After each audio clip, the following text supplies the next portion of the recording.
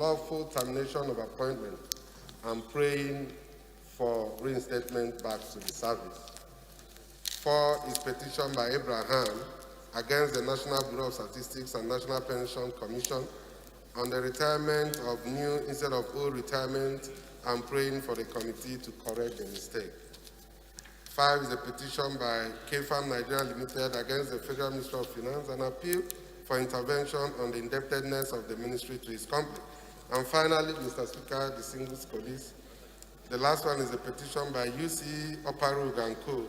on behalf of EJ Iken Naokemini against Independent National Electoral Commission, INEC, on the non-implementation of the House resolution on this matter. Mr. Speaker, I pray your leave to lay these petitions for consideration. Thank you. You may lay all the petitions. Any other petition?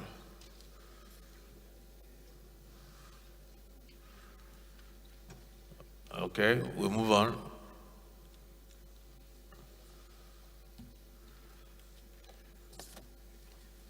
Honorable Nalaraba, well, petitions referred to Committee on Public Petitions.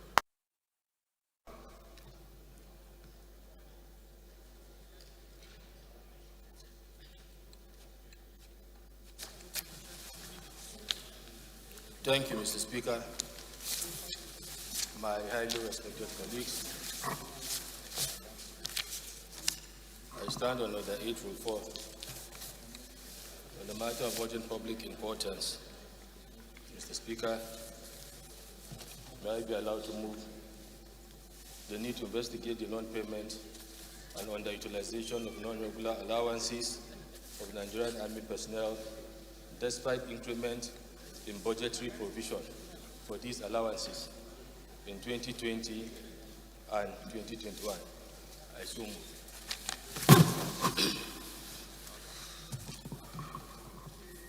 Any seconder?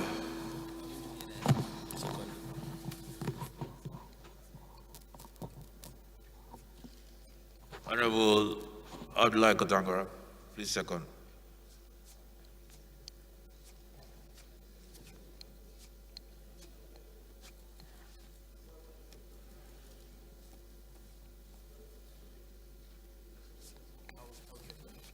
Sorry, we couldn't hear you. Thank you, Mr. Speaker. I am Abdullah Idris Garba, member representing Kontogora Mariga Moshegushi of Niger State. I so second. Thank you. Those in support that this is urgent enough, please say aye. Those against it, say nay. Ayes have it.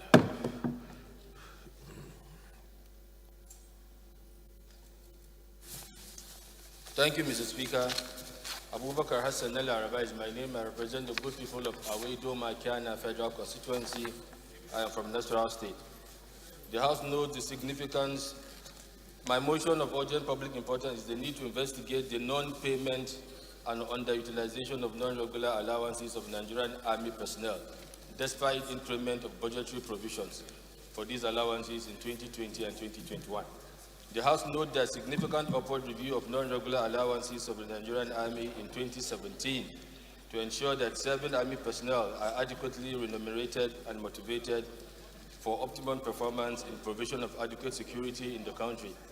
Also note that the non-regular allowance, which includes payments such as the first 28 days allowance, operations allowance, and duty tour allowance of soldiers and officers, was necessitated to mitigate the effects of current economic realities on the welfare of troops and entire personnel of the Nigerian Army. Aware that increment was captured in the Manual of Finance Administration (MAFA) and approved for implementation by the President and Commander-in-Chief of the Armed Forces of Nigeria on 26 January 2018. Concerned that despite the increment in budgetary provision for non-regular allowances from 283 billion in 2020 to about 380 billion in 2021. The welfare of Army personnel have not felt the corresponding effect, and personnel of Nigerian Army involved in internal security operations, training, and performance of other military duties are still being owed various types of non-regular allowances. Cognizant of the fact that the country is besieged by several security challenges and the Nigerian Army is currently saddled with internal security operations, which include anti-insurgency operations in the northeast, anti-banditry operations in the northwest, anti-bunkering in the south-south, and anti-kidnapping across the country. Resolved, mandate the House Committee on Army to investigate the disbursement of non-regular allowances of Army personnel from 2017 till date and report back to the House within 4 weeks. I so move, Mr. Speaker.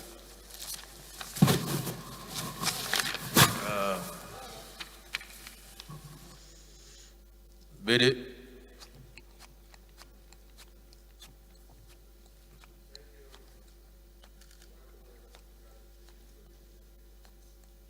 Is Honorable Deed Uchenna Eke.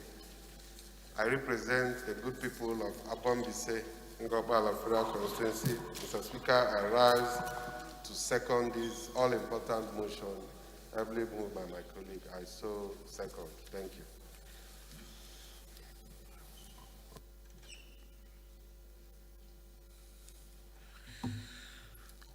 Okay, those in support, please say aye. Those against, please say nay. Ayes have it. Honorable Boma.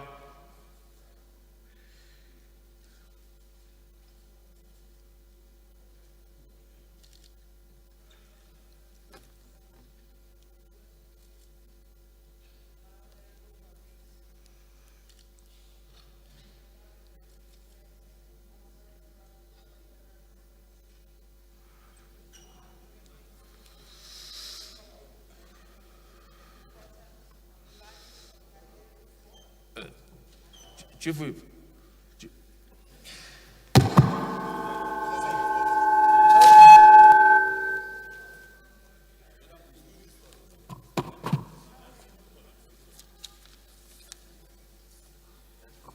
Okay, try the other one. Okay.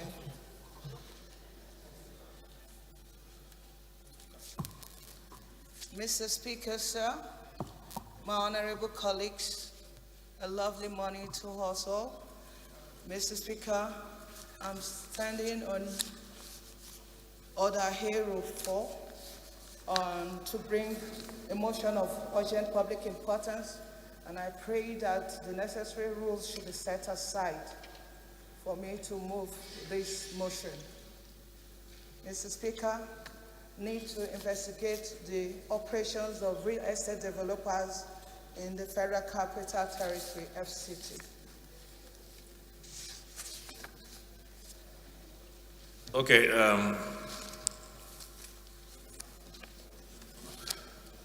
Ishmael, can you second?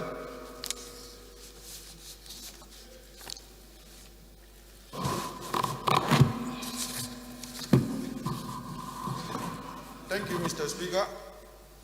My name is Tijani Kaure Ismail. I represent the good people of Ifelodun of our federal constituency. I rise to second the motion, heavily moved by Honorable Boma. I show second.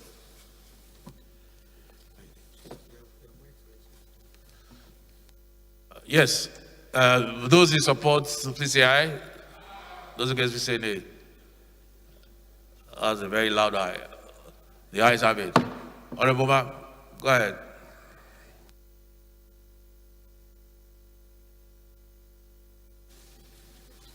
Thank you, Mr. Speaker. A need to investigate the operations of real estate developers in the Federal Capital Territory. The House should note that the Federal Capital Territory, FCT, is one of Nigeria's top property hotspots, as well as the political and government heart of the country, and being one of the two primary international business gateways in Nigeria. This investment has allowed it to develop a real estate industry to meet the growing need of housing. Aware that further real estate development means further economic growth, as evidenced by the growing number of real estate developers in the FCT, proposing off-takers has solutions to individuals.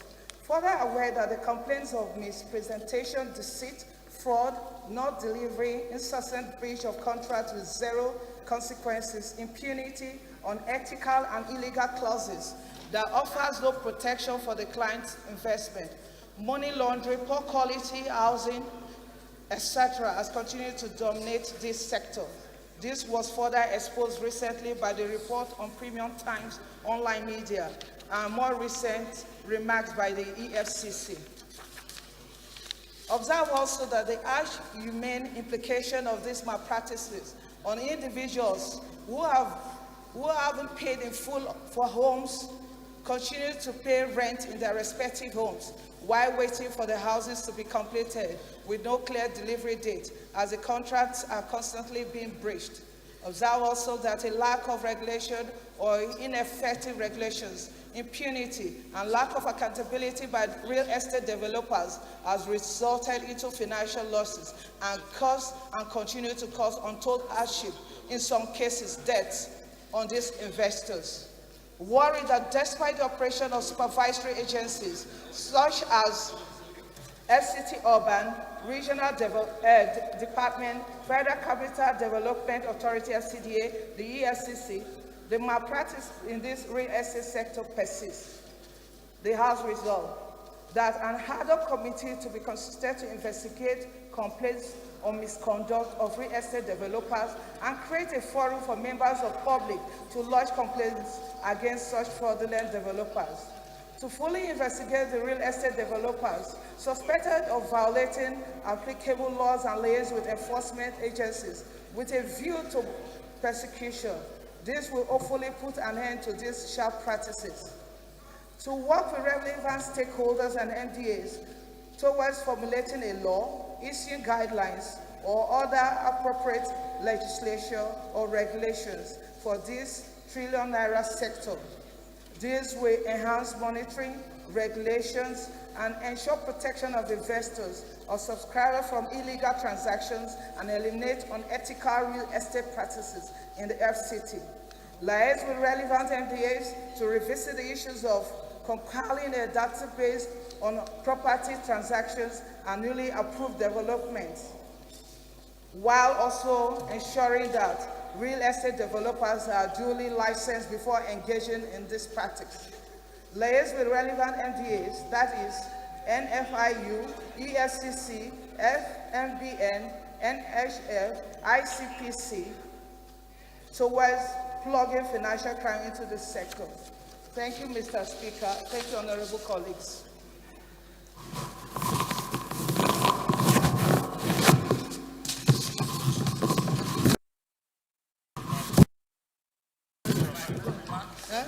Okay.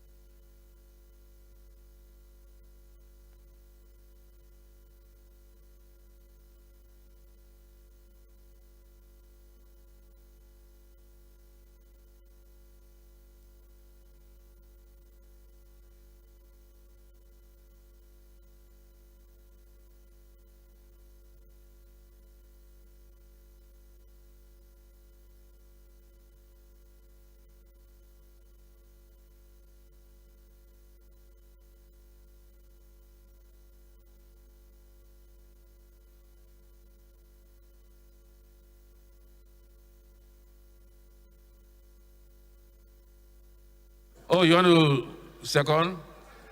No, we've already seconded now. Okay. Wait.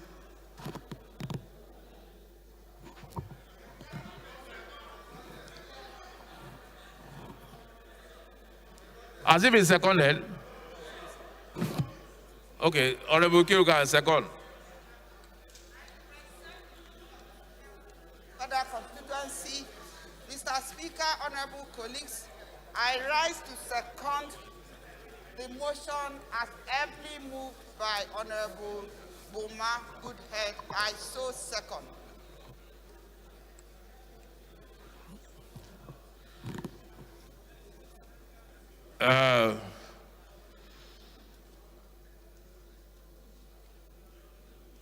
Before we put the question, any amendment? No amendment.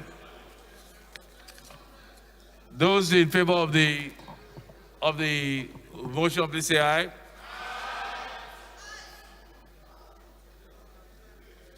Honorable Boma, what was the title of your motion again?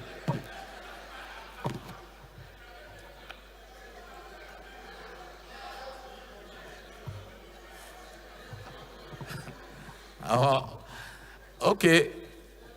Those in favor of the motion, please say aye.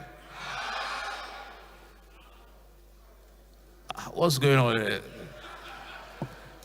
Those against, please say nay.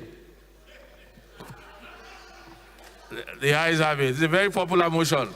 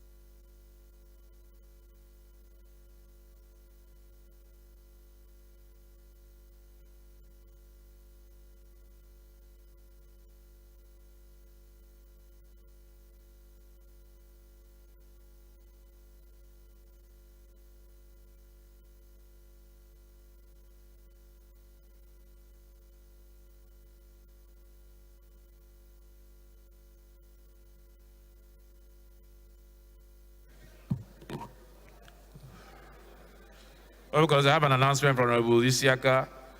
Special announcement, commissioning of completed Ecological Fund Office projects in Cross River, Nasarawa, and FCT. Cross River will be commissioned Friday, 2nd July, 11 a.m. to be commissioned by Honorable Minister of State for Power, Mr. Godi Jedi Agba. The project in Nasarawa State will be commissioned on Thursday, 8th July, 10:30 by the Honorable Minister of State for Science and Technology, Barrister Mustafa Al-Hassan Abdullahi. The project, the ecological project in FCT, 1 p.m. on Thursday, 8th July, to be commissioned by the Honorable Minister of State for Science and Technology, Honorable Mohammed Al-Hassan Abdullahi. And also in FCT on the same Thursday, 4 p.m., also commissioned by Honorable Minister of State for Science and Technology. Signed, Rep. Ayokule Ibrahim Isiaka.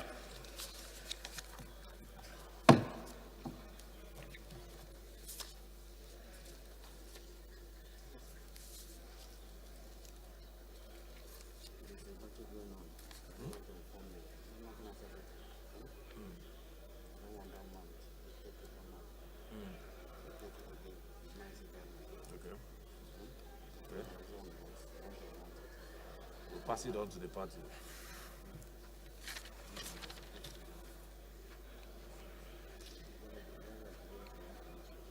Huh?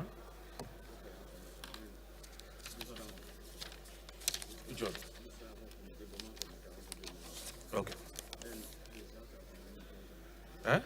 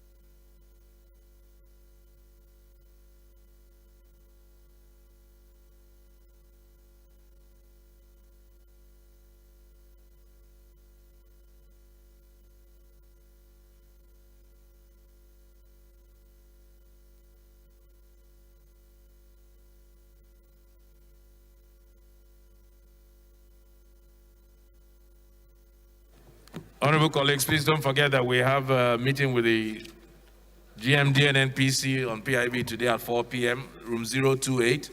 4 p.m., room 028. All members. Honorable members, the first business of the day is presentation of 14 bills. I now invite the clerk to read their short titles. Right, Honorable Speaker, honorable members. National Estate Regulatory Commission Establishment Bill 2021, first reading. National Gas Management Commission Establishment Bill 2021, first reading. Federal Training Center Establishment Bill 2021, first reading. Merchandise Marks Act Amendment Bill 2021, first reading. Federal Medical Center Eastern Obolo Establishment Bill 2021, first reading. Electoral Offences Commission and Tribunal Establishment Bill 2021, first reading. Nigerian Solid Minerals Communities Development Commission Establishment Bill 2021, first reading. Notaries Public Act Amendment Bill 2021, first reading. Nigerian Minerals and Mining Act Amendment Bill 2021, first reading. Corporate Social Responsibility Special Provisions ETC Bill 2021, first reading. Nigerian Maritime Administration and Safety Agency Act Amendment Bill 2021, first reading. Architects Regulation Council of Nigeria Bill 2021, first reading. Harmonized Retirement Age of Staff of Legislative Houses in Nigeria Bill 2021, first reading. National Oil Spill Detection and Response Agency Act Amendment Bill 2021, first reading.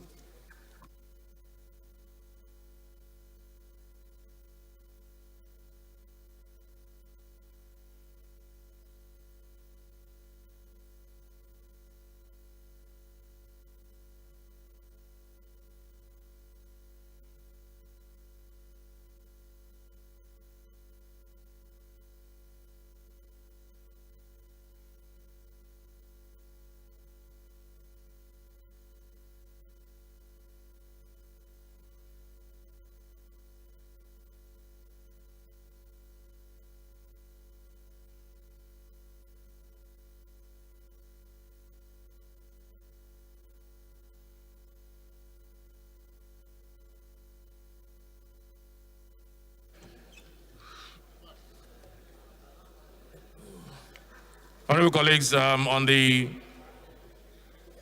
motion just presented this morning, the committee will be comprised of Honorable Blessing Onu, who will act as chairman, Honorable Boma, Honorable Nalaraba, Honorable Sani Maruf, Honorable Yewo, Honorable Dozier, Honorable Kuye, Honorable Johnson Oguma, Honorable Ningi,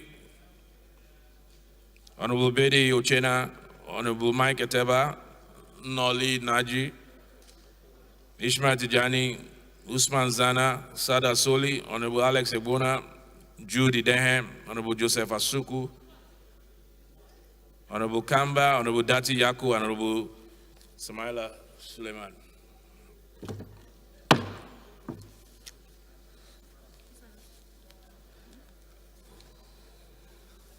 What's this? For what? I just announced the names now. Still, no. All right. Okay.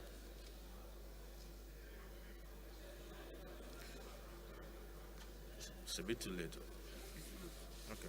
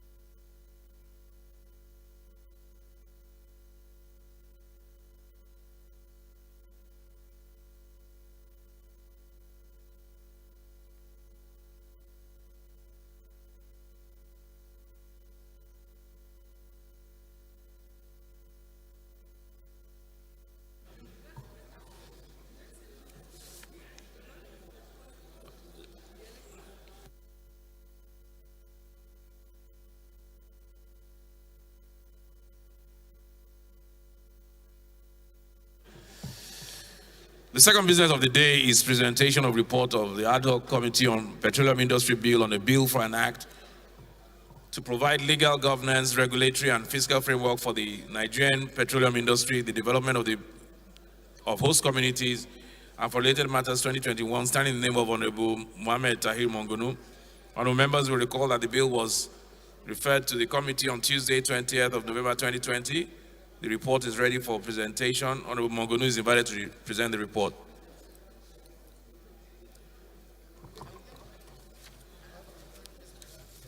Honorable Speaker, honorable members, my name is Mohammed Tahir Mongunu.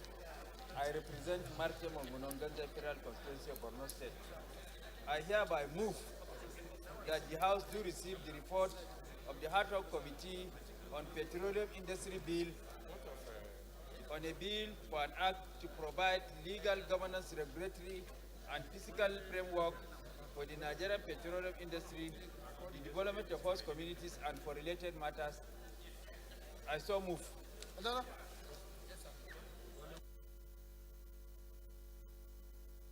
Honorable Ndudi Elumelu, Minority Leader.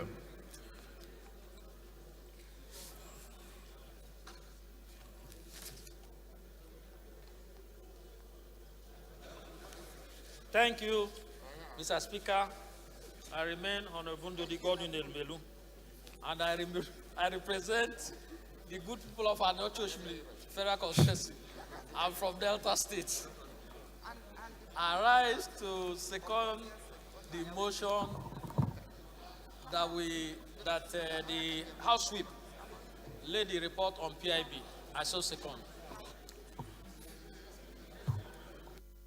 Honorable Sada, is everything okay? Okay, those in support, please say aye. Those against, say nay. Ayes have it. Honorable Mongunu, please lay the report.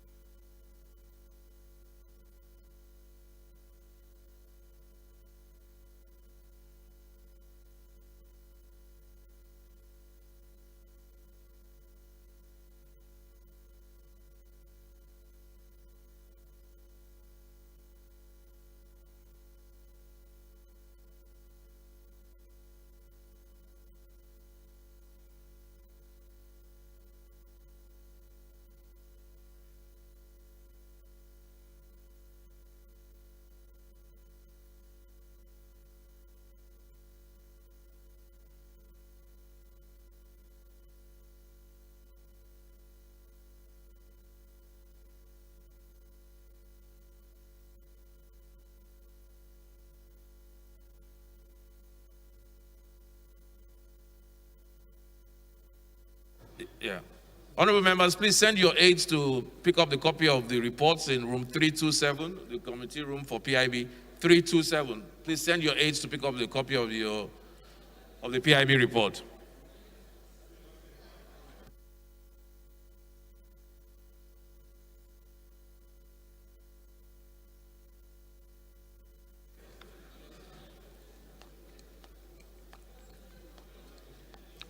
Honorable colleagues, there was a motion on Ajib by Honorable Priya yesterday. There was an error. I believe that motion, clerk, will be referred to the local content committee. That's the appropriate committee, local content.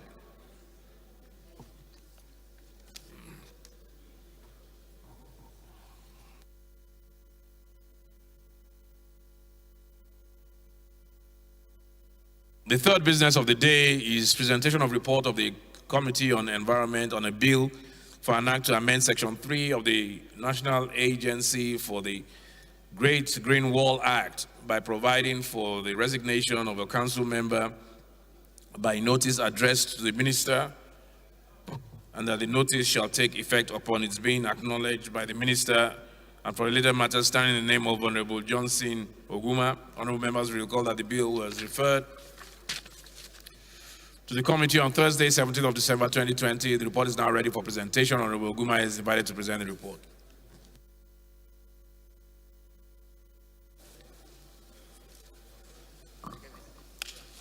Thank you, my respected Speaker and fellow colleagues. I'm Johnson Oguma. I represent all the people of Etako Federal Constituency, Edo State. Mr. Speaker, I rise to move that the House do receive the report of the Committee on Environment on a bill for an act to amend Section 3 of the National Agency for Great Green Wall Act by providing for resignation of a council member by notice addressed to the minister, and that the notice shall take effect upon its being acknowledged by the minister, and for related matters. Mr. Speaker, I so move.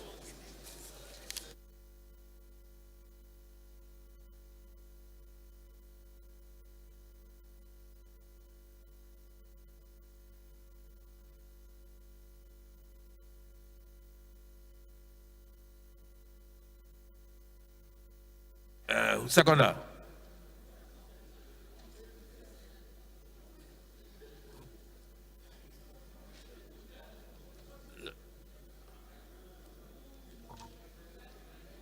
Seconder, go ahead.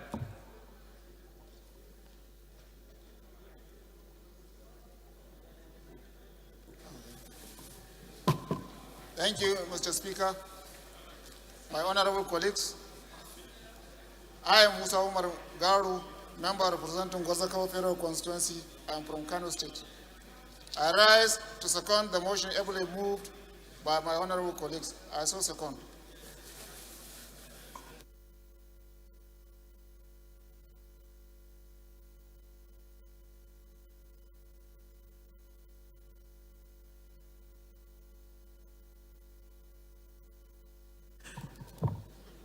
Those in support, please say aye. Those against, say nay. Ayes have it. Fourth business of the day is presentation of report of the Committee on Public Accounts on the annual report of the Auditor General of the Federation of Nigeria for the years ending 2020, 2011, 2012, 2013, and 2014, pursuant to Order 20, Rule 6, 2, Sub-Rule 1, and Sub-Rule 3, the standing orders of the House of Representatives, standing in the name of Honorable Oluwole Oke. Honorable Oke is invited to present the report. Is Honorable Oke here?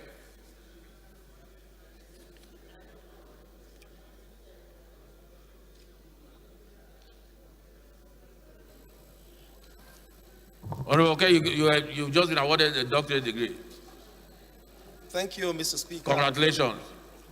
Thank you, sir. Mr. Speaker, my fellow colleagues, I am Oluwole Oke. I represent Ijesha North, comprising of Okunoriade local governments. Mr. Speaker, with your permission, may I move for the consideration of reports of the public accounts on the Auditor General for the Federation annual reports for the years ended 31st December 2011, 12, 13, 14, as laid in the 8th Assembly, pursuant to Order 12, Rule 18 of the Standing Orders of the House of Representatives. I so move, Mr. Speaker.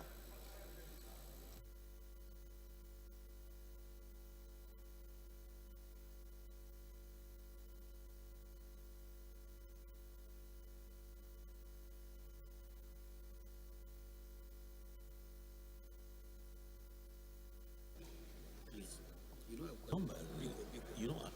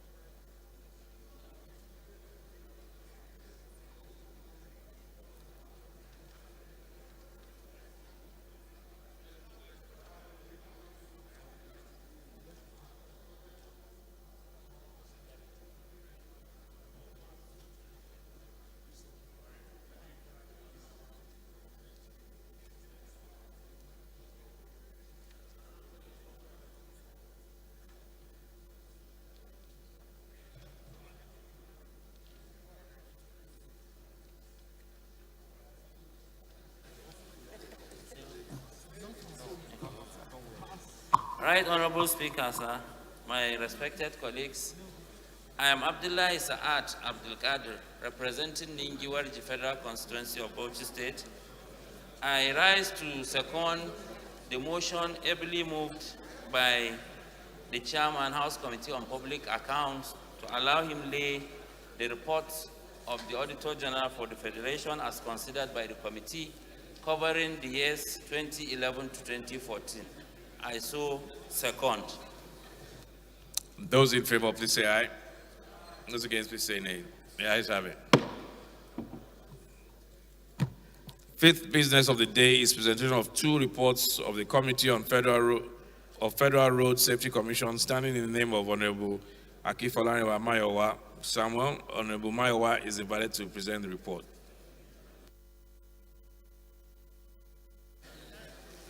Right Honorable Speaker, honorable members, I rise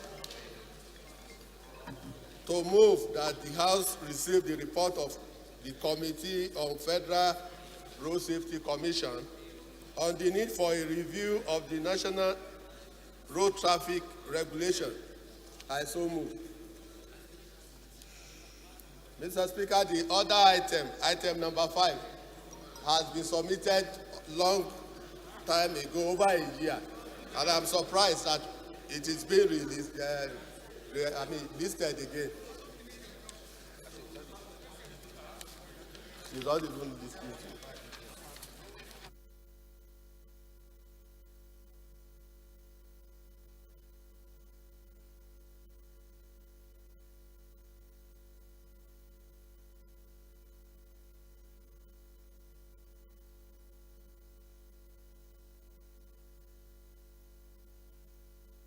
Okay, do we have a seconder for that?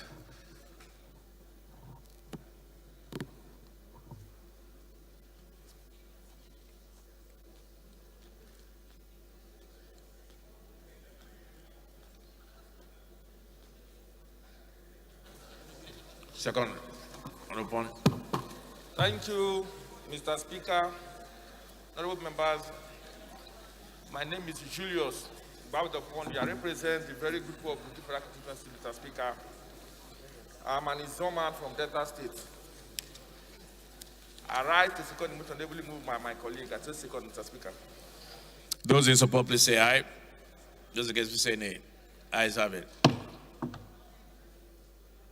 Sixth business of the day is presentation of 5 reports of the Committee on Public Petitions standing in the name of Honorable Jerry Alagbaso. Honorable Alagbaso is invited to present the reports. I don't think Honorable Chairman. Thank you, Mr. Speaker. Honorable colleagues, I'm Abubakar Sanflata. I present the new Agrika Sama Agri-Federal Constituency, Mr. Speaker, from the Gulf State. Mr. Speaker, it seems Honorable Jerry is not on the floor. I move that the name of the report, public pension report, be stepped down by the leader of the House. I so move, Mr. Speaker. Step down. Honorable colleagues, the first order of the day is consolidation of 2 bills. Honorable members, we wish to note that the bills are on the same subject matter. I now invite the Chairman, Committee on Rules and Business, to move that the bills be consolidated. Thank you, Mr. Speaker. Honorable colleagues, I am Abubakar Sanflata. I represent the new Agrika Sama Agri-Federal Constituency, Mr. Speaker. I'm from the Gulf State. Mr. Speaker, honorable colleagues, a bill for an act to repeal the Nigerian Minerals and Mining Act, Chapter N162, Laws of the Federation of Nigeria, 2004, and establish the Nigerian Minerals and Mining Commission and for related matters, and a bill for an act to amend the Nigerian Minerals and Mining Act, Chapter 162, Laws of the Federation of Nigeria, 2004, to encourage local and foreign investors in the subsector and for related matters be consolidated as one. I so move, Mr. Speaker. Those in, okay, seconder?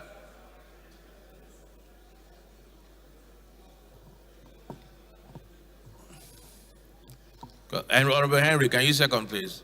Honorable Henry Wawa, please second.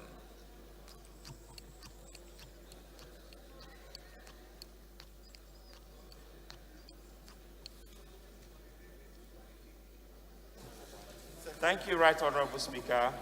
Henry Wawa, representing the enterprising people of Mbitoli Keduru Federal Constituency, I rise to second the motion ably moved by my colleague. I so second.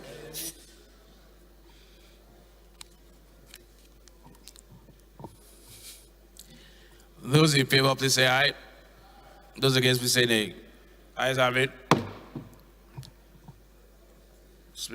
Committee on Rules, please schedule for commencement of debate. The second order of the day is commencement of debate on the general principle of a bill for an act to authorize the issue from the Consolidated Revenue Fund of the Federation the total sum of 895,842,465,917 naira only, of which 173,445,506,664 naira only is for recurrent non-debt expenditure, while the sum of 722,396,959,253 naira only is for contribution to the Development Fund for Capital Expenditure for the year ending 31st December 2021.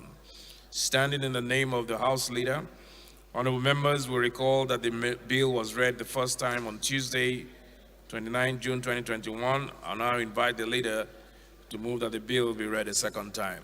Leader. Leader. No, Leader, is your bill second reading?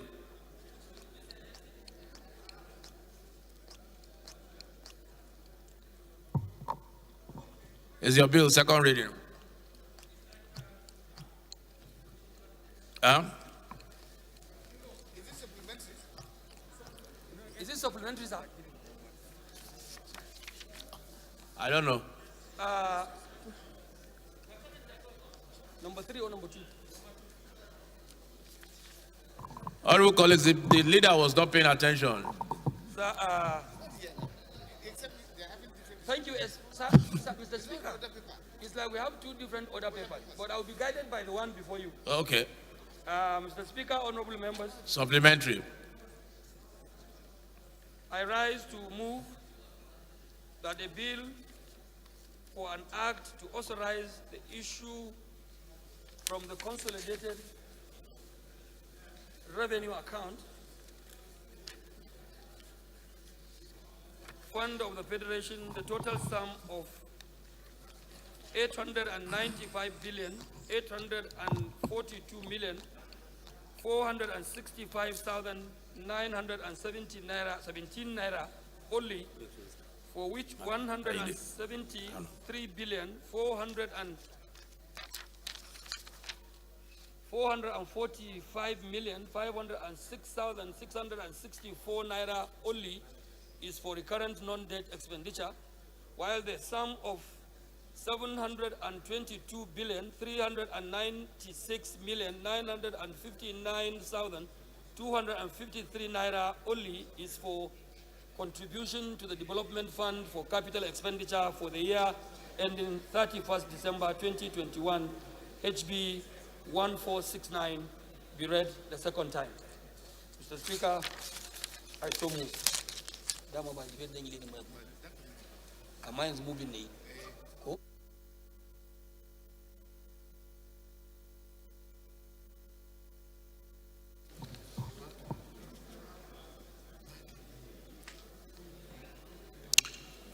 I need a second. Chairman business, 1 second.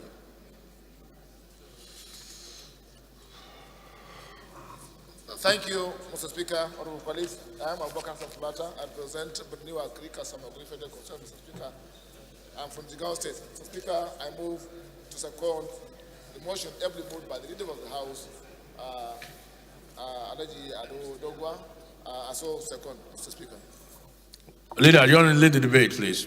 Yes, sir. Thank you, Right Honorable Speaker. Honorable members. Once again, Honorable Ado Dogwa is my name. Mr. Speaker, I represent the good people of Tudunwada Dogwa Federal Constituency. Honorable members, I come from Kano State. Mr. Speaker, as the name suggests, and by the tradition of this House and the legislature, this is a supplementary budget presented to this House by the executive arm of government. And there are two basic budget lines that are intended to be achieved on this supplementary budget, sir. One is to cover the exigencies of the health challenges arising from COVID-19, which is a health issue, Mr. Speaker. And the second one is about the bedeviling issue of insecurity in the Federal Republic of Nigeria. I want to believe, without taking much of our time, every member will have a serious concern on these two subject matters that come along with this supplementary budget. Health is too important for us to even undermine, and I don't think there will be too much resources to be spent. Nothing will be too much to spend on the health and the well-being of our people. Mr. Speaker, security is also one area that we are being concerned with. Our legislative agenda, been driven by your humble self, Mr. Speaker, has always spoken about security, security, security, day in, day out. I remember only recently, under your leadership, this House held a security summit, special security summit, to address some of these problems. And with this on ground, Mr. Speaker, I want to believe every member will support this supplementary bill to be able to address these two fundamental problems in the Federal Republic of Nigeria. I make use of this opportunity to plead with members of the House, and indeed the Speaker of the House of Representatives, as usual, to fast-track the passage of this bill in the overall interest of our people. Thank you, and God bless the Federal Republic of Nigeria. Right, so I take it that the supplementary bill is restricted to two subheads from your debate. Health and security. Health and security. Okay. Anybody, any opposition to the supplementary bill? Anybody wants to speak against it? Put the question. Those in support, please say aye. Those against, please say nay. Ayes have it.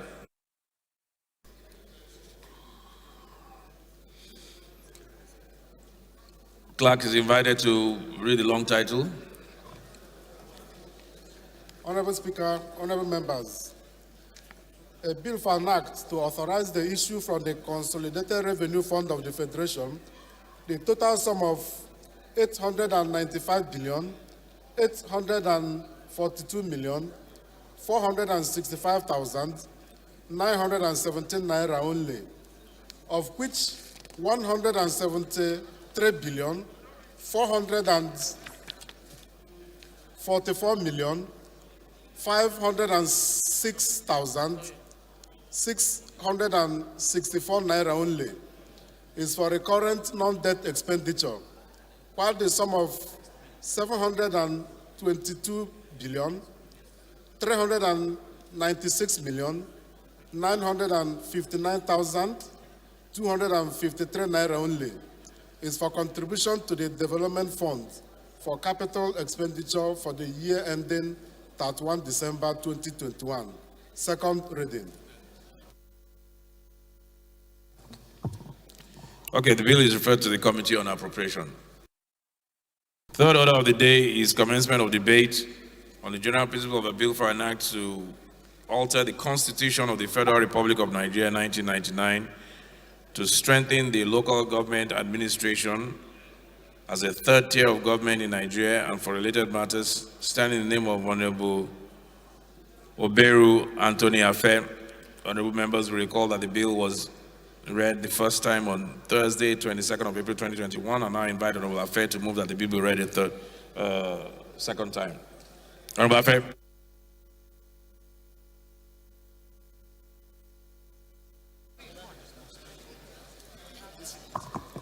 Mr. Speaker, our fellow honorable members, I remain Honorable High Chief Ife Afe, member representing the good people of Okpe, Saple, and Uvia Federal Constituency of Delta State. Mr. Speaker and fellow honorable members,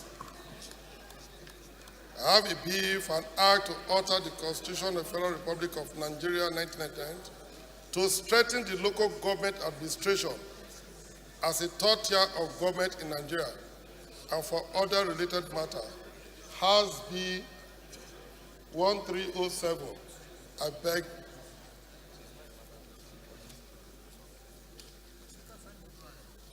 beg to present for second reading. Okay. Any seconder to that? Isiaka.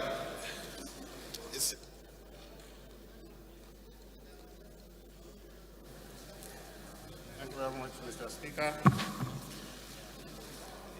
Rep. Ibrahim Ayokunle Isiaka is my name. I am from Ifo, Iwikuru Federal Constituency. I rise, Mr. Speaker, to ride on the neck of my brother, Honorable Afe, on a bill for an act to alter the Constitution of the Federal Republic of Nigeria, 1999, to strengthen the local government administration as a third tier of government in Nigeria. I so second, Mr. Speaker. Thank you.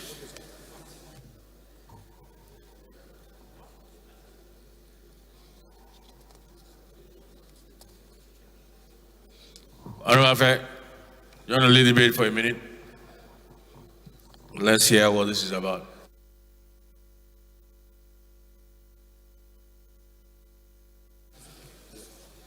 Mr. Speaker and fellow honorable members, I remain Honorable High Chief Ife Afe. Mr. Speaker and dear colleagues, constitutional democracy is thought and acknowledged as the best form of government because of the window available to the legislature to do continually work on its provision to meet the changing needs of the time. Hence, every constitutional democracy is still witness amendment, irrespective of the age. We have therefore this day a bill to amend the Constitution as proposed in this bill laid down before the Honorable House. Some of the constitutions are amended by injecting into the Constitution clear provisions seeking to specify responsibility for the local government councils in Nigeria with respect to their participation in the maintenance of law and order, as well as provision of infrastructure and playing active role on environmental issues. It has been acknowledged in many public fora that the responsibility and donated to local government councils under the fifth schedule is restrictive and omnibus in tenure, such that elected officers in the council are not challenged enough to carry out projects for the benefit of residents in their councils.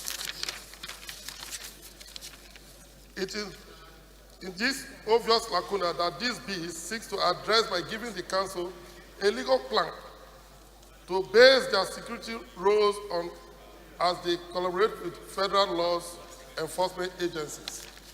Mr. Speaker and dear colleagues, Section 7, subsection 5 of this bill seeks to concede some responsibilities to the councils in the area of environmental challenge and infrastructural development to make local government administration more impactful. Section 3, subsection 6 of this bill seeks to further innovation contained and contained in this bill is a new regime that will give more latitude to state legislation to determine the number, size of local government in line with the economic variables and other relevant considerations that will make the local government structure more relevant to the day-to-day administration of cities and towns, falling within their sphere of influence. Mr. Speaker, I was a member of the Delta State House Assembly from 1999 to 2011. In my first tenure as a member of the then House Assembly, I happened to be the chairman of local government committee, and after that, we proceeded on creation of administrative headquarters or councils. But after touring the whole of Delta State, we were bound by some lacuna that made us not to create local government in Delta State. But I must give kudos to Lagos State government for establishing or creating administrative structures from the number in the local in the constitution. They now they've expanded the numbers to about 50-something, which has brought administration to the doorstep of its citizenry. This bill seeks to that if the legislature at the state is empowered by this law and accepted by Mr. President, that one will make the state legislation to create local government based on the viability of agriculture or internally generated revenue of such structure.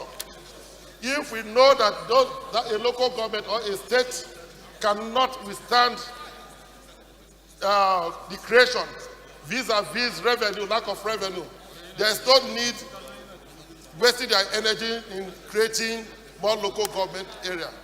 This bill also seeks to tell Nigerians or the state legislature and the National Assembly that they should create local government, not depending on the federal location, where at the end of the year, silence, please. They go cap in hand, silence, please. Coming to Abuja or having their resources on the joint revenue. Mr. Speaker, I pray that this bill should be passed to give legitimacy to the state legislation to enable them create local government. If that is done, that one will bring administration to our people. Thank you very much, Mr. Speaker. Thank you, Honorable Affair. Honorable Bob.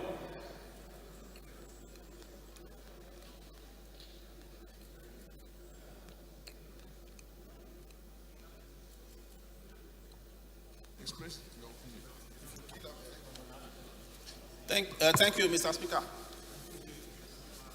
My name is Solomon Bob. Thank you, Mr. Speaker. Distinguished colleagues. My name is Solomon Bob. I'm from River State. I have not seen, Affair is a respected colleague and a very dear party man for whom I have a lot of respect. But there is, at this moment in this country, a groundswell of opinion leaning towards the fact that local government system should not be a feature of our constitution. As a matter of fact, I have a bill to that effect. The bill is yet to make its way to the ground of of this House, but I hope that either now or in the future, we will find accommodation for it. So in principle, I do not subscribe to strengthening local government system in our constitution under any guise. Local government system being our constitution is anomalous. It's a federation. It's a federation. And I know the principle of federalism. As a constitutional lawyer of many years standing, local government system should not be a tier in the constitution. Federalism envisages two-tier system. Federalism and the federal government and federated states. A third-tier government is anomalous. Rather than weaken what we have now, we should not be strengthening it. So in principle, I think that as much as I love my friend and dear party man Affair, I think we can step down this bill, and keep it in view of that discussion that we'll have on this topic. It's a contentious issue at the moment. It's a contentious issue, and like I said, if anyone can point me to any federal constitution anywhere in the world, I challenge anyone to show me one federal constitution that has local government system as a tier of government.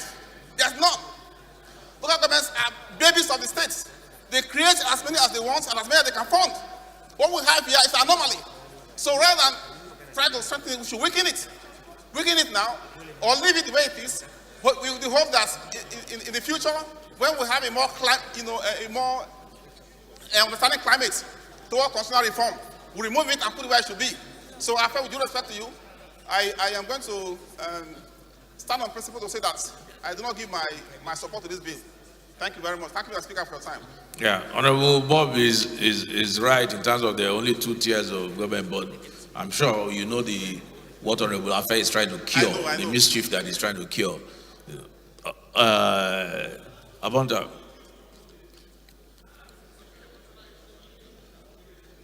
Thank you, Mr. Speaker.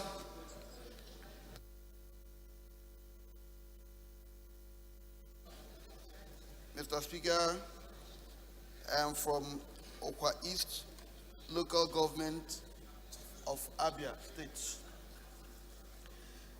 Mr. Speaker, I listened with rapt attention to the proponent of the bill and the last speaker. I will want to look for middle course. I agree with the two parties, Mr. Speaker. Giving local governments more responsibility, making them functional. Functionality is what I distilled from his argument. The argument of the last speaker, Honorable Bob, is what is even our business having this in the Constitution? Making it cumbersome, making it look like a very large component of federalism. And he made bold to say, all over the world where we do federalism, two major components are found, exist for easy administration. My further worry is the proponent of this bill seeks for powers that are domiciled with the state that may conflict with local government when given them. He quoted copiously the Constitution. Section 7 guarantees the democratic elected local government prescribe the functions, how they will come, if we still agree to keep them. If you go to our third schedule, the functions of local government are spelled out, contained there. Their powers. Park, he said they should be given environmental matters to do. The country has said parks, cemetery, or whatnot, belongs to local markets, belongs to government, even refuse. These are also environmental issues. My worry is that we don't want to cure a sickness and create epidemic. The one that will now look like make us take some vaccines. Mr. Speaker, if we do not look at it critically, we may not know. So I will not say the bill should not go to the committee. I will urge my friend Bob, Honorable Bob, to say it's only at the committee levels we can now look at issues critically and see what should be and what ought not to.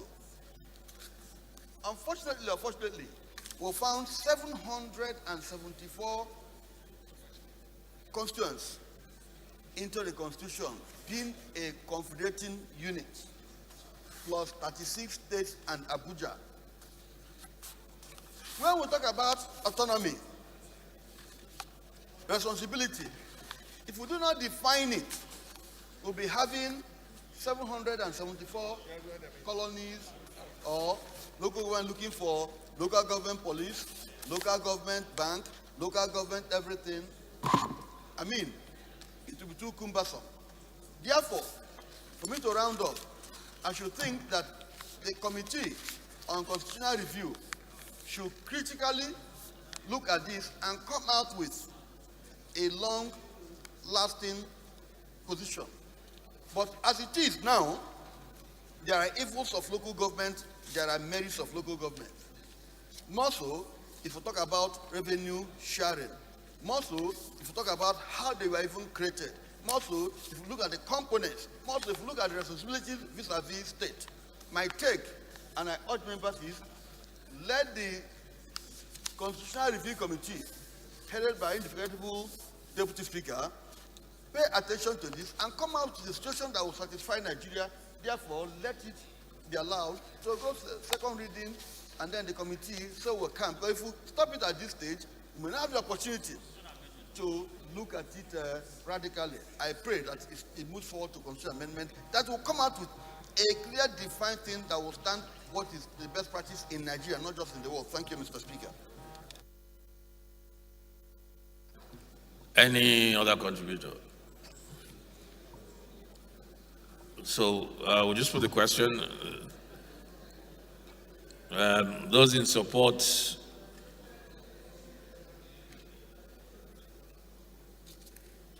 that the bill be read a second time, please say aye. Those against, please say nay.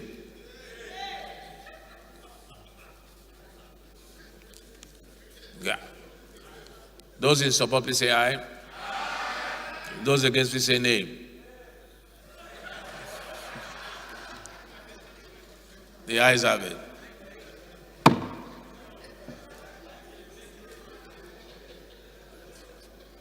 The fourth order, clerk, long title.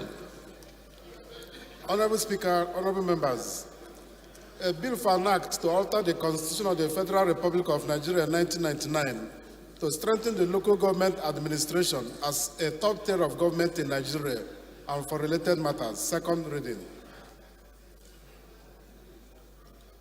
The bill is referred to the ad hoc committee on review of the 1999 Constitution. Fourth order of the day is commencement of debate on the general principle of a bill for an act to amend the National Crop Varieties and Livestock Breeds Registration etc. Act Cap N27, Laws of the Federation of Nigeria 2004, and for related matters standing in the name of Honorable Uzoma Abonta. Honorable members will recall that the bill was read the first time on Thursday, 4th July 2019, and I invite Honorable Abonta to move that the bill be read a second time.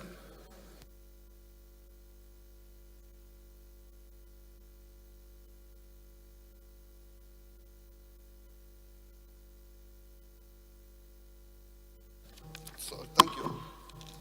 I remain Usaman Kimai Bonta, Mr. Speaker.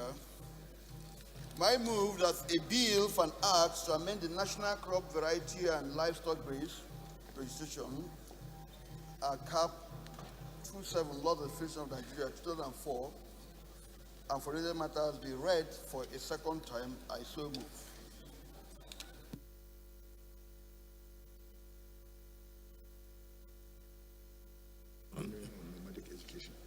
Any seconder? Honorable Gimba. Can you second? Honorable Gimba, Zainab Gimba. Please second.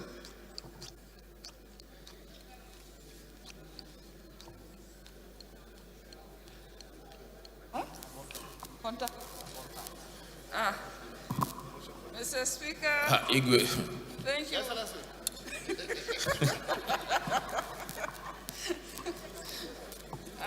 Honorable colleagues, Honorable Zainab Imba, I represent Bamangala Kalabenge. Mr. Speaker, I am from Borno State. I stand to second the motion heavily moved by Honorable Avanta. I so second. Thank you, sir. Okay, so that means you are supporting the bill? You are supporting the bill?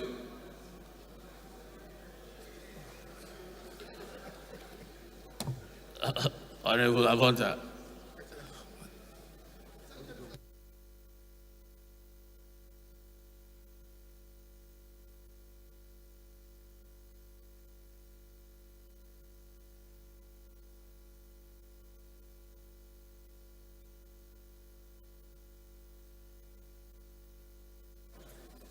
Thank you, Mr. Speaker. Once more. Mr. Speaker, this bill seeks to amend the Principal Act, which I've also annexed alongside the compendium prepared by me. It is not cumbersome, it's not controversial, it's only talking about the clauses that deals with offenses, punishments, and prohibitive measures. Mr. Speaker, 3 decades of this bill being practiced has exposed it to some shortcomings. Today, we laid down the PIB to regulate the petroleum industry. We were also told in the briefing that in the next 20 years or so, petroleum and all whatnot may not be viable. The only option now becomes agriculture. Hence, do not be afraid, sir. Hence, the need for this bill to strengthen agriculture to make, am I protected? Mr. Speaker, I said that today, cultural bill, which I'm laying foundation to the importance of it, saying we must do this agricultural thing to shore up what may be the shortage. Go ahead, go ahead. Mr. Speaker, I am authorized, the sky is my limit in trying to sell this bill. What I'm trying to create is the importance agriculture will do, to tell the futuristic importance of agriculture. So that when this thing dries in 20 years, this one will begin to boom. It's only the foundation I'm laying, and I'm saying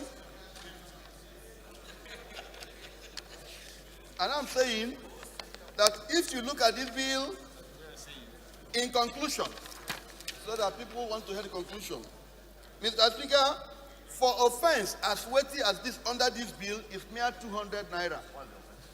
And we are saying, if you amend the section 8 and the relevant sections, it will bring this bill in tandem in agricultural practice so that we can have effective agricultural product. The title of the bill is on the national crop variety and livestock breeds. Mr. Speaker, food scarcity is what will haunt a nation. And if we can attain sufficiency in food production, in variety, we will be able to cater for ourselves. I'm able to remind us that Malaysia came to this country and took a variety of palm seedling. Today, they are the giants in it. So we must do things that will help us to improve in agriculture.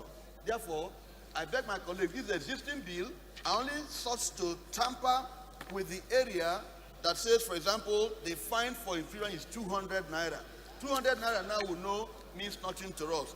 I so urge my colleagues to allow this bill so that the committee will now do the justice to it. Thank you, Mr. Speaker. Does anybody want to speak against the bill? Who? Against? Those in favor, please say aye. Those against, please say nay. Ayes have it.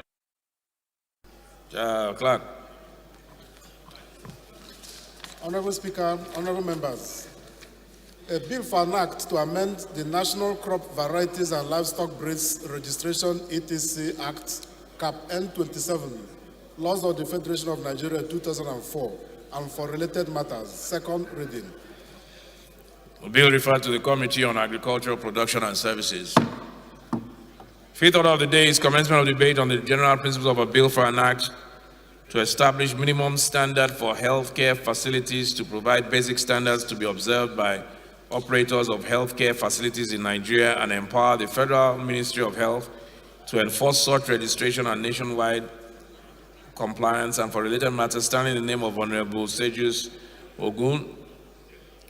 Honorable members will recall that the bill was read the first time on Tuesday, 23rd March 2021, and I invite Honorable Ogun to move that the bill be read the second time. Honorable Ogun.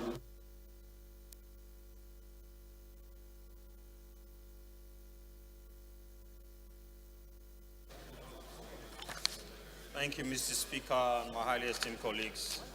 I'm Sejus Ose Ogun. I represent Eastern Northeast, Eastern Southeast, and I'm from Edo State.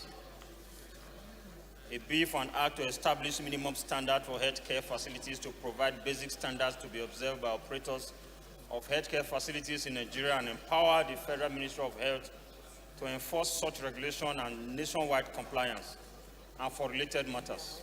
Mr. Speaker, I so move.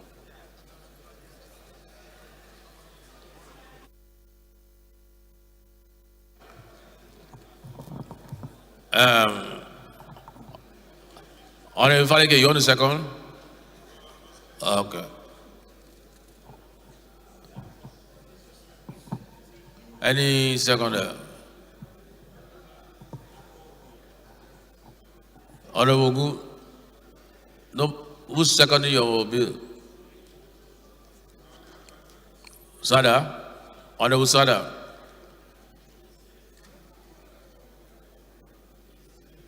No?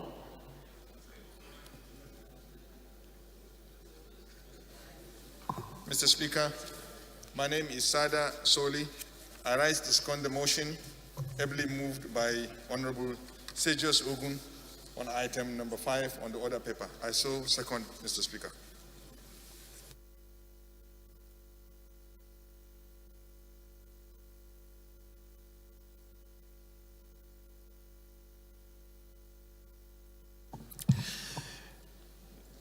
Honorable Sejus, you want to 1 minute contribution, lead the debate?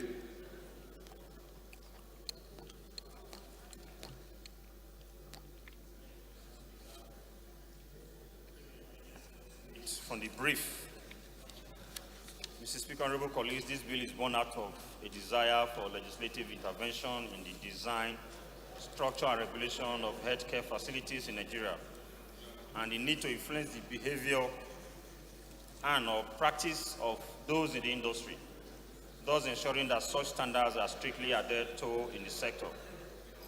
Whereas there are bound equatorial of legislations on healthcare services in Nigeria, not all these laws prescribe the standards for healthcare facilities. Also, the relevant enforcement mechanisms to such compliance with such standards by health practitioners are either inadequate or missing in such laws. For instance, the National Health Insurance Scheme Act 1999, which seeks to ensure access to good health care to every Nigerian family and lighten the burden of paying medical bills. It does not regulate the quality of facilities used in healthcare service delivery. Also, the National Primary Healthcare Development Agency Act 1992 has no provision for the minimum standards for healthcare facilities or an enforcement of same. Again, the National Health Act 2004 establishes a tertiary healthcare standards committee whose function, among other things, is to establish minimum standards to be attained by the various tertiary hospitals in Nigeria, inspect and accredit such facilities. It does not address the non-tertiary and private healthcare facility outfits in the country.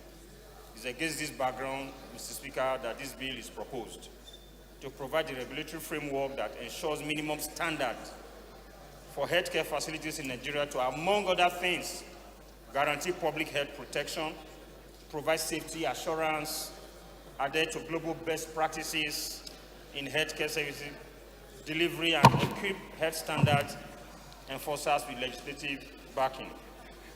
Mr. Speaker, honorable colleagues, because we have this brief, I will just go through. So the cost implication is not an establishment bill. It doesn't require setting up a new body. It's just to take workers from the ministry to say, ensure that there's compliance to this basic minimum. Thank you, Mr. Speaker. Thank you. That's it. Thanks, right? No cost implication. Honorable Faleke, did you want to speak against the bill?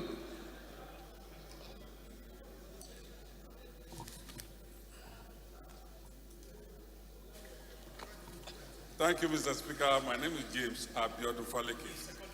I only call his attention to the fact that health is on concurrent list. And for the fact that it's on concurrent list, he cannot force a local government from here. We can't force a local government, for example, to put what he's asking for in a health center. Neither can we give an instruction from here to a state. He should only limit his bill to the federal institutions. So I call his attention to it. That's just my point, Mr. Speaker. I think if something is on concurrent, it means that we can legislate on both, actually both federal and state. I think we can. It's not exclusive. So we'll just put the question. Those in support, please say aye. Those against, please say nay. Ayes have it.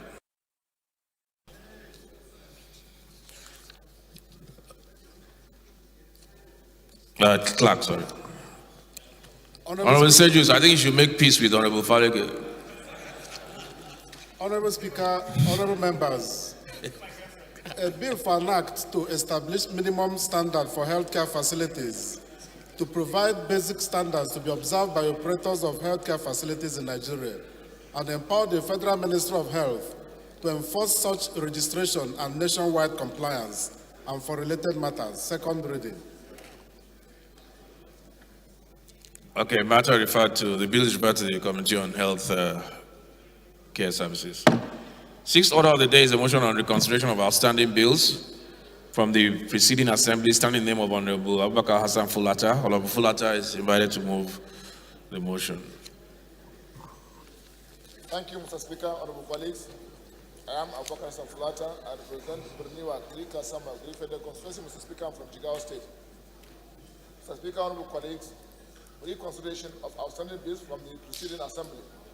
Regional Center for Oral Health Research and Training Initiatives Establishment, etc. Bill 2019 HB 32. National Automotive Industry Development Plan Fiscal Incentives and Assurance Bill 2019 HB 143. National Institute for Education Planning and Administration Bill 2019 HB 478. And Defense Research and Development Bureau Bill 2020 HB 1176. House notes that pursuant to Order 12, Rule 16 of the Standing Orders of the House of Representatives, bills passed by the preceding assembly and forwarded to the Senate for concurrence, for which no concurrence was made or negatived, or passed by the Senate and forwarded to the House, for which no concurrence was made or negatived, or which were passed by the National Assembly and forwarded to the President for assent, but for which assent or withholding thereof was not communicated before the end of the tenure of the Assembly. The House may resolve that such bills, upon being regazetted or clean copies circulated, be reconsidered in the Committee of the Whole without being commenced de novo. Also note that the aforementioned bills were passed by the preceding Assembly and forwarded to the President for assent, but for which assent or withholding thereof was not communicated before the end of the tenure of the last Assembly. Aware that the bills were regazetted as House Bills 32, 142, 478, and 117, respectively, and read the first time. House resolves to commit the bills to the Committee of the Whole for consideration. I so move, Mr. Speaker. Honorable Sampson, former Chairman Air Force, present Chairman Air Force. Second.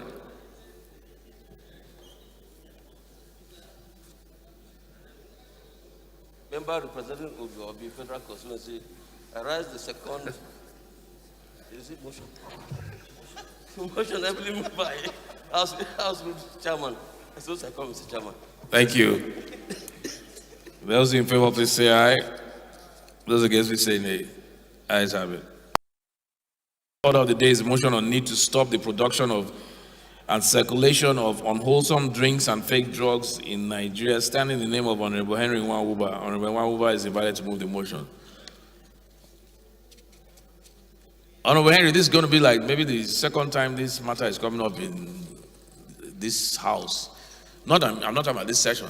I'm saying it's such an important issue. But the last time, I don't know what happened, what came of it. In fact, the third time, 6th Assembly, 7th Assembly, 8th Assembly, 9th Assembly. So I think this time we need to give it a serious push. Go ahead.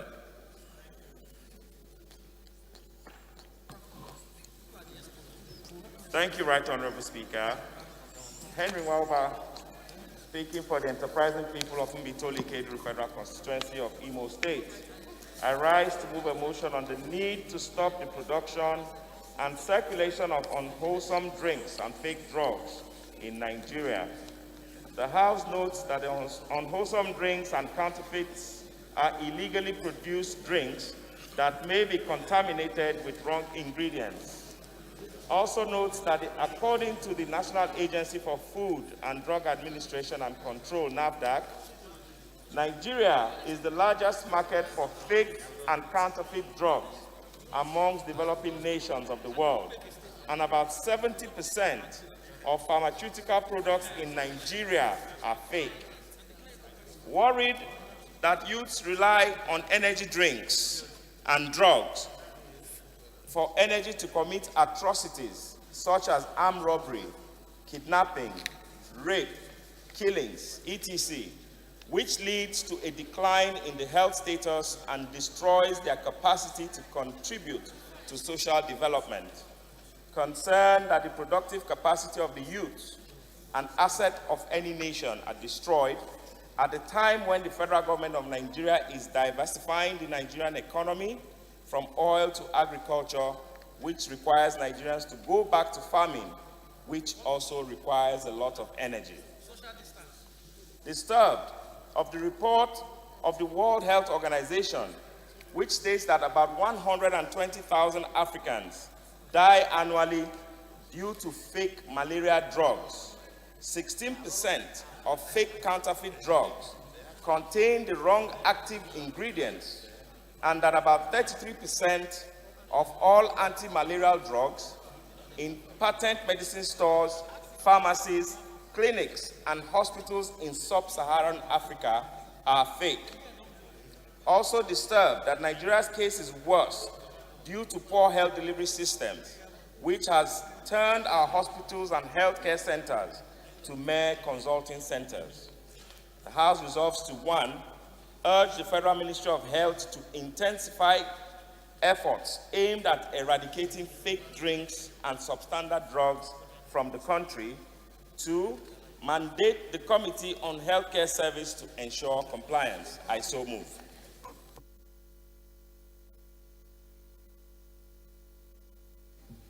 Second.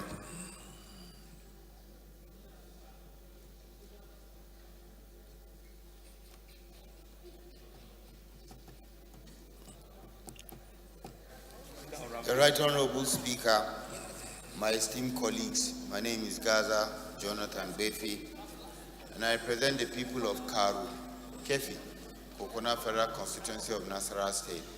I rise to second this very important motion moved by my colleague, Honorable Henry Nwawuba. I so move. Thank you, Honorable Gaza. Honorable Henry, this is straightforward, or you want to say something on it? Those in favor, please say aye. Those against, please say nay. Ayes have it.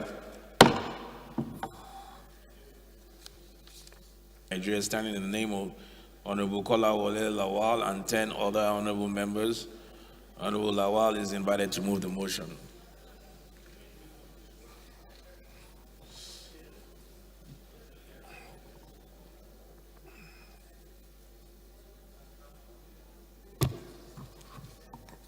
Thank you, Right Honorable Speaker. Colleagues, I thank you. Kolawole Lawal is my name. I represent Iwa South Ikokia Federal Constituency. I'm from Ogun State. Mr. Speaker, I rise to move a motion on the urgent need to reopen the Idiroko border and other land borders in Nigeria. With me on this motion are 9 other members from the border communities. The House knows that in the genuine effort to curb smuggling and goods, the federal government in August 2019 closed Nigeria's land borders with neighboring Benin Republic, Republic of Cameroon, Chad, and Niger republics. The House also notes that the Federal Service Council, FEC, eventually resolved the notes and are aware that before the closure of the borders, the Nigeria-Benin Republic's border at Jiroko in Ikokia local government area of Ogun State alone generates an annual revenue of over 6 billion naira. The House is also aware that the Seme, Ilela, Meigatari, and Mfun land borders have since been reopened, leaving other land borders still closed. The House is concerned that since the closure of Nigeria's land borders in August 2019, residents of the Iroko border and other border areas have witnessed a massive economic downturn. The House is also concerned that the government decision to ban illegal importation of food items under the guise of border closure has not increased farmers' food production as the country is experiencing food inflation.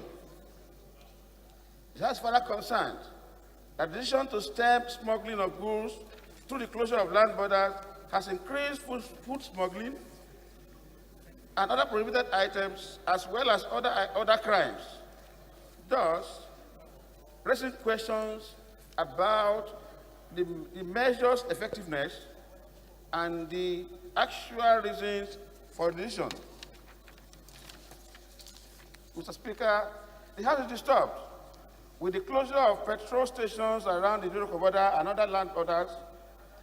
The economic activity, the House is worried that border closure has profound repercussions on the landmark free trade agreement signed by 54 of Africa's 55 countries, an initiative hailed as a crucial step towards remaining the continent's trade barriers.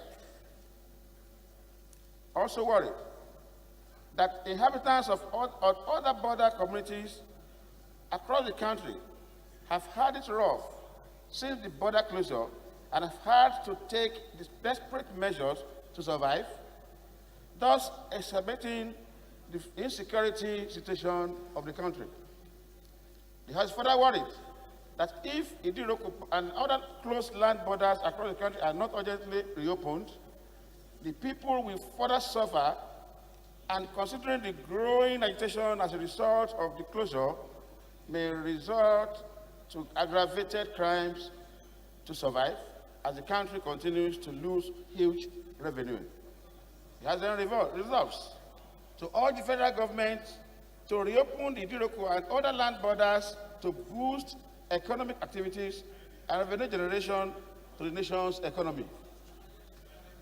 It has also resolved to also urge federal government to invest in security, smuggling, and other crimes around the border communities.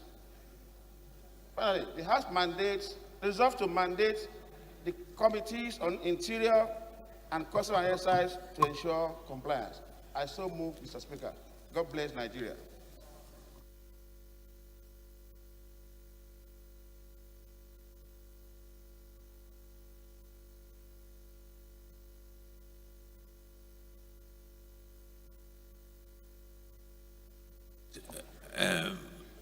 Honorable, okay, second David. Yes, who seconded?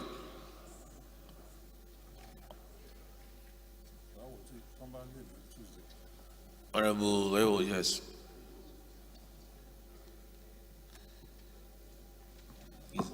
Thank you, Mr. Speaker. My name is Honorable Amabi Yunus Awakintala. I speak for Ayedere Iwo Olalua Federal Constituency. I rise to second the motion ably moved by my honorable colleague, Chairman of Committee on Ethics. I so second, Mr. Speaker.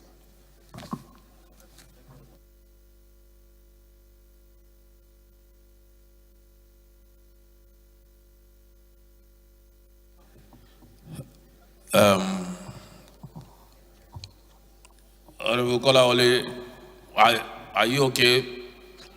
You want to yield your time to, I think Honorable Sada wants to say something on the, are you speaking for or against?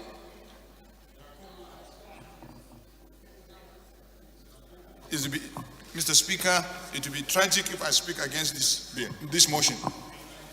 Mr. Speaker, the purpose for the closure of the borders, it has proven as of today counterproductive. The reasons advanced for the closure of these borders did not mitigate any of those reasons advanced. Mr. Speaker, the closure of these borders, because we're on the borders, pauperized our people. A person with a capital, legitimate capital of 100,000 naira today cannot vouch to say that he has a capital of 1,000 naira because of the closure of the borders. Mr. Speaker, because of the loss of the capital of the people on the borders, the level of poverty on these borders is unimaginable. Mr. Speaker, can you imagine? We have 2,000 villages from 156 local governments from 26 states in the country that are on the borders of this country. And above all, Mr. Speaker, can you imagine the level of crisis of this banditry? One of the reasons that was given was importation of arms. Did anything reduce? 1.5 years back now. And yet these borders are still closed. Above all,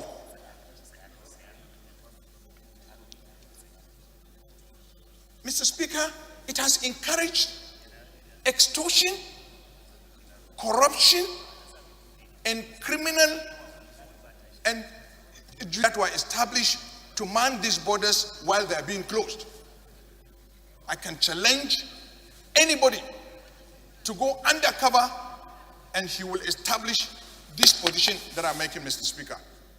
Thank you, Mr. Speaker. Thank you, Rosara. And Honorable Law, you've broken down the disadvantages of and the negative consequences of the closure of the border. But are there any advantages in closing the border? Because there are two sides. Yes, there are disadvantages and negative, but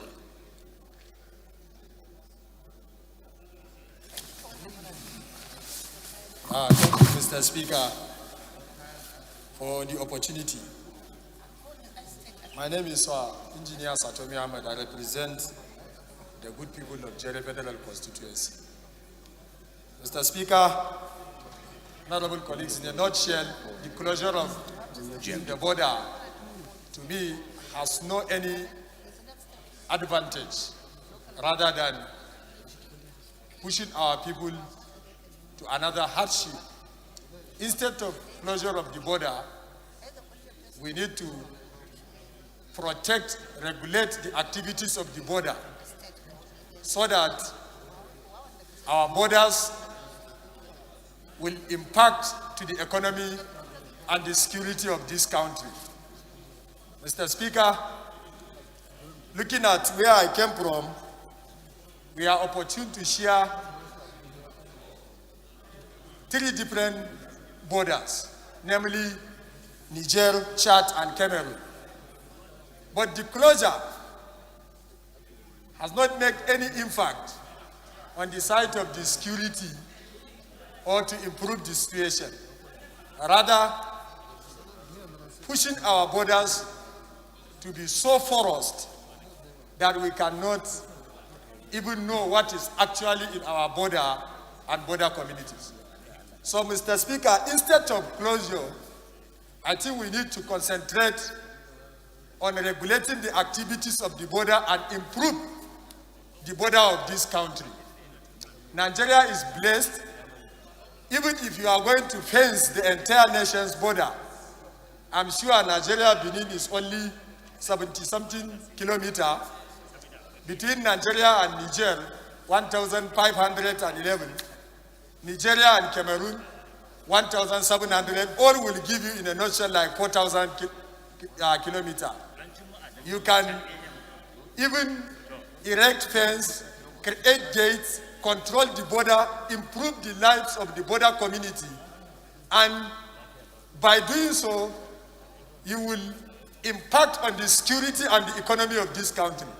So totally, I am against the border closure, and I am very much sympathetic, particularly the communities that are being bound by these borders due to the hardship, economic hardship, security hardship that those borders communities are facing.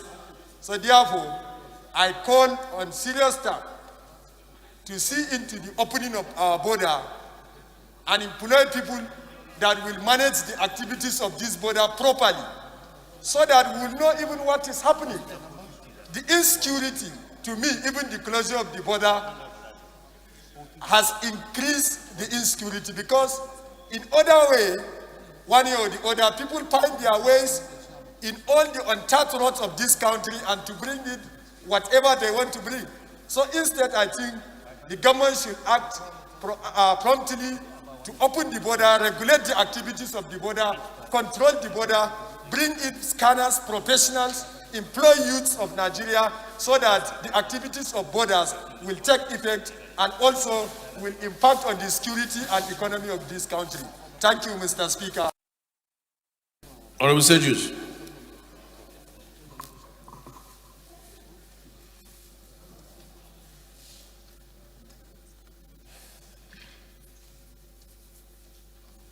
Thank you, Mr. Speaker. My highly esteemed colleagues, I'm Sejus Ose Ogun. I represent Eastern Northeast, Eastern Southeast, and I'm from Edo State. Mr. Speaker, I'm sure my colleagues have basically said it all. The NNPC claimed that our daily consumption of PMS is 60 million liters. At the point I heard it was about 80 million liters. And yet, the same NNPC stated that these products are going out through the borders.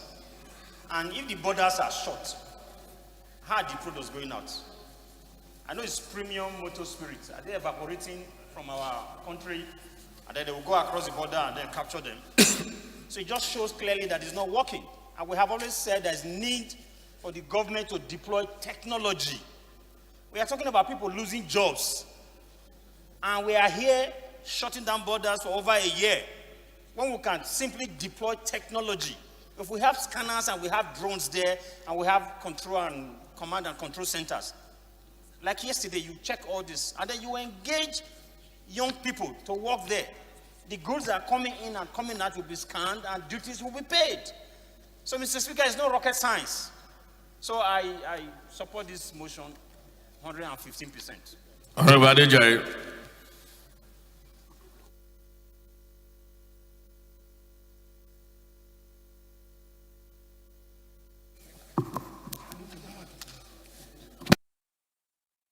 Thank you for this opportunity. I still remain Dr. Samuel Babatunde Adejare. I represent the wonderful people of Agege Federal Constituency of Lagos State.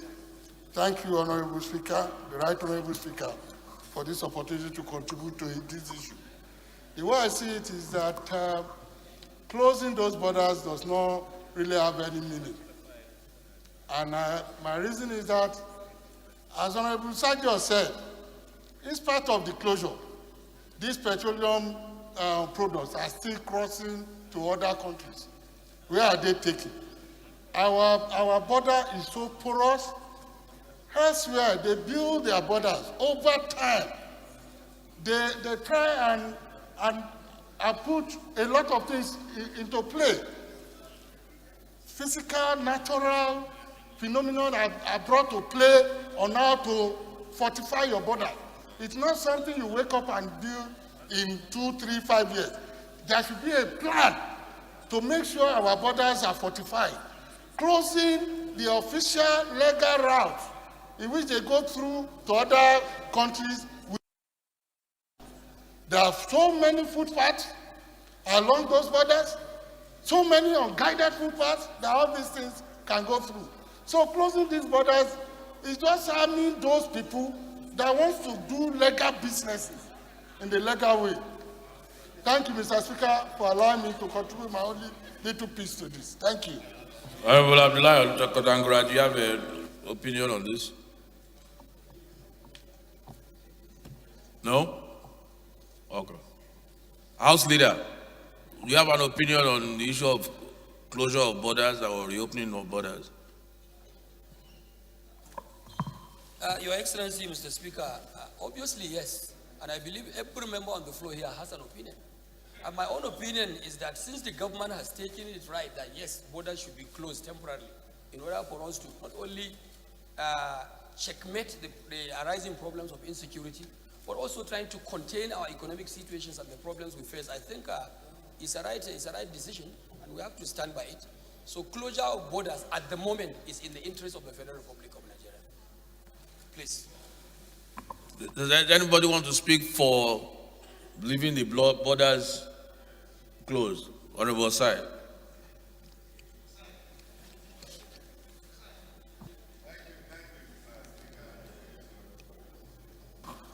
I remain Honorable Osai Nicholas Osai.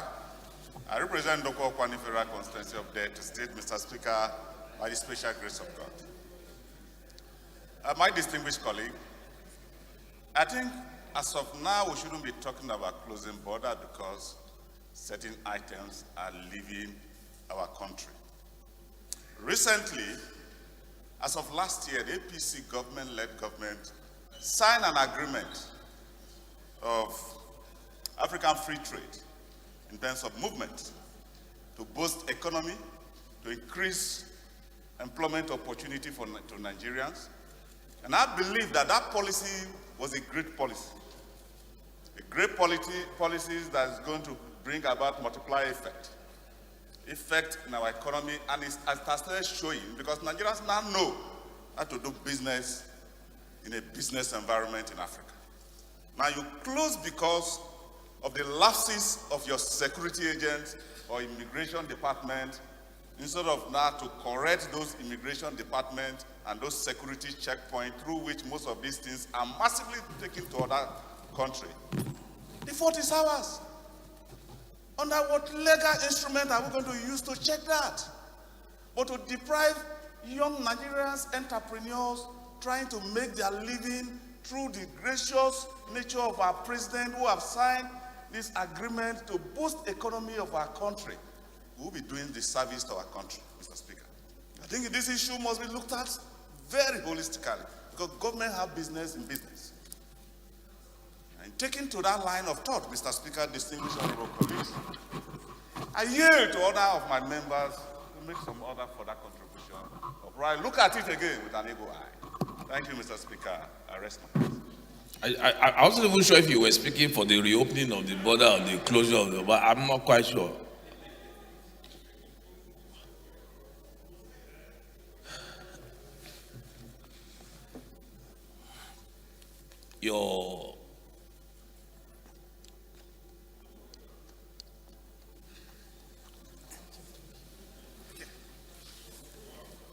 Thank you, Mr. Speaker. Honorable colleagues, my name is Honorable Fatu Muhammad. After Fatu, then. Representing Daura Sandamua Meadua. Last year, I think I contributed on this floor about the issue of border, which a lot of people got me wrong. Thank God, I've been vindicated now. The major problem of border is resident officers. They have been domiciled there for more than years. They are conversant with the terrain and the smugglers there. It's business as usual. If the government did not either transfer them back to the headquarters and leave the joint patrol, there's not going to be a result. Thank you.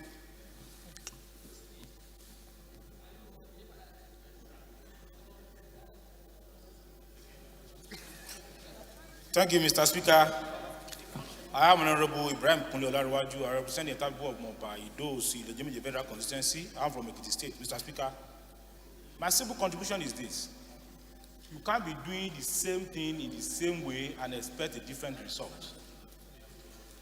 We have tested official closing of our border. Obviously, it's not working. Man is not made for law. Law is made for man. We brought out this policy and it's not working. We have to change it. We have to look inward. We have to use another strategy. Therefore, Mr. Speaker, it is time we open our border and adopt a new strategy. Thank you.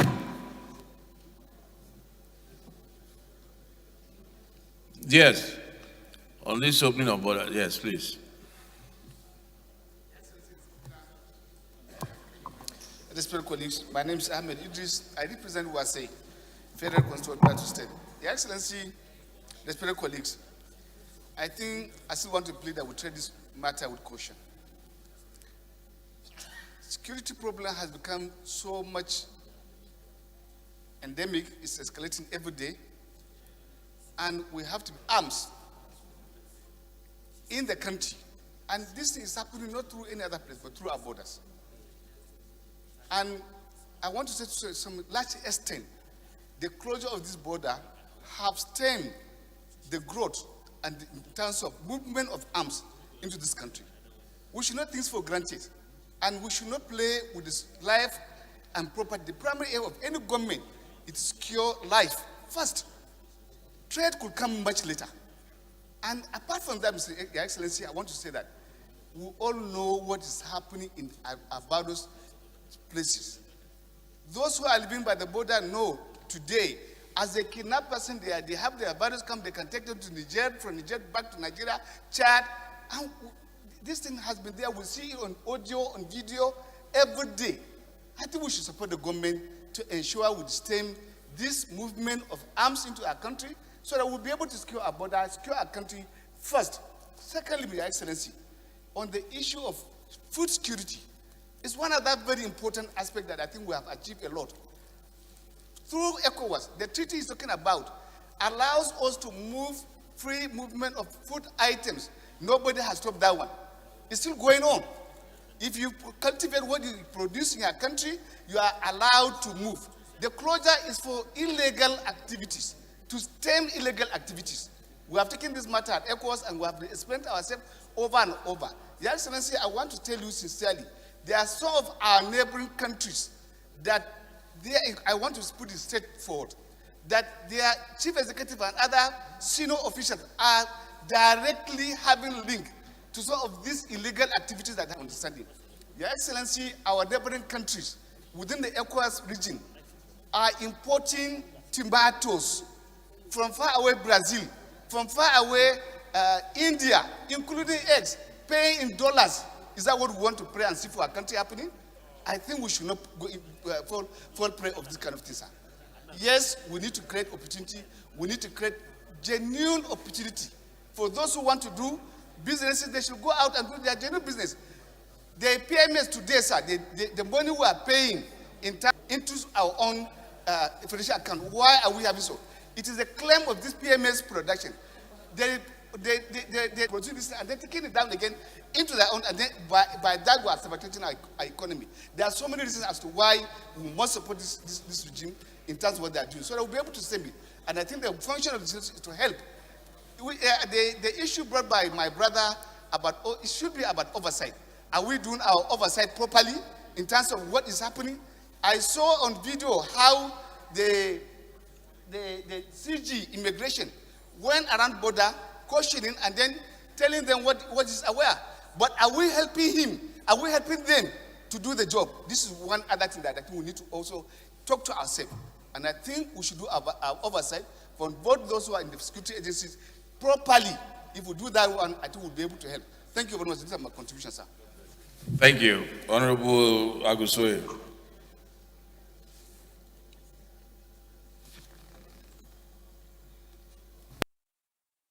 Mr. Speaker, dear colleagues, my name is Honorable Rotimi Agusoye, representing Koshope Federal Constituency of Lagos. I'm in support of sustaining the closure. But the truth of the matter, we should ask ourselves, are the borders closed? The borders, well, they are not closed.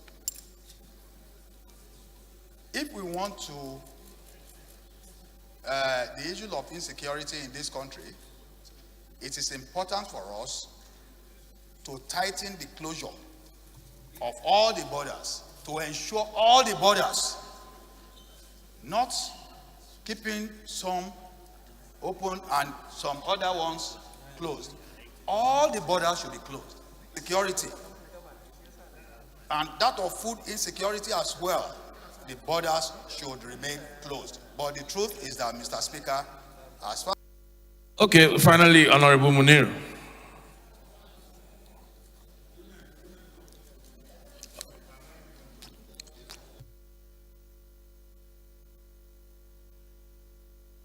Munir Babada Nagundi. I represent Kumbogo Federal Constituency of Kano State. Your Excellency, I think I want to take a middle course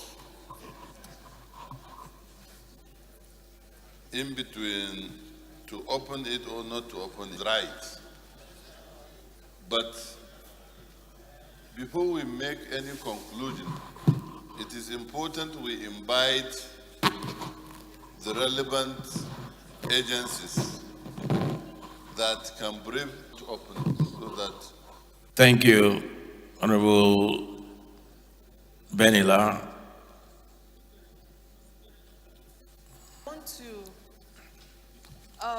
align myself with the submission of the Deputy Speaker and others who have spoken against this motion. Mr. Speaker, I believe that keep our local economy and poultry, chickens, poultry farmers, and those who tend to chickens, they now use, our Nigerian farmers are doing better and competing with other parts of the world. Mr. Speaker, keeping these borders closed is the best thing for our country. If you remember, South Africa grew when there was apartheid. At the time that there was, the rest of the world shut them out.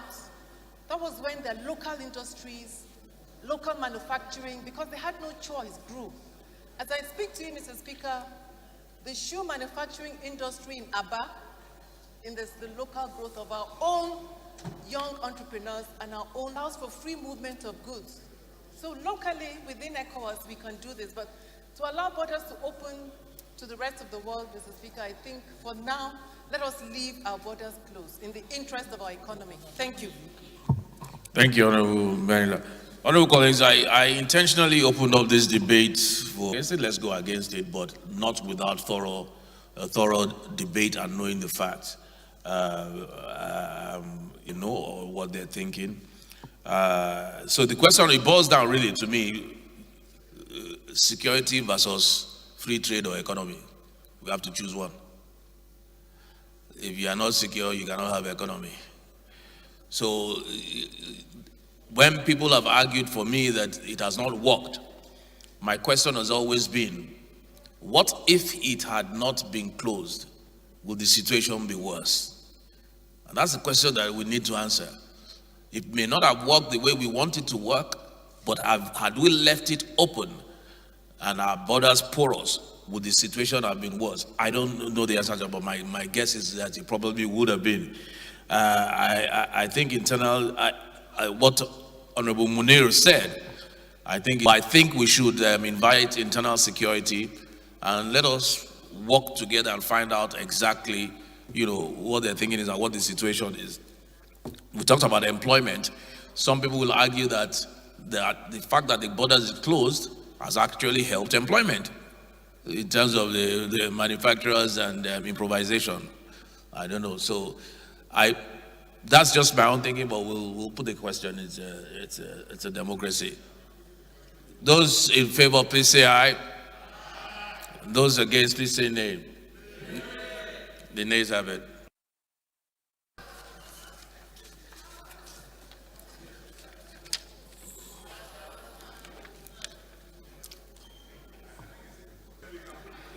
Honorable Kolawole, you are thanking me? You're welcome.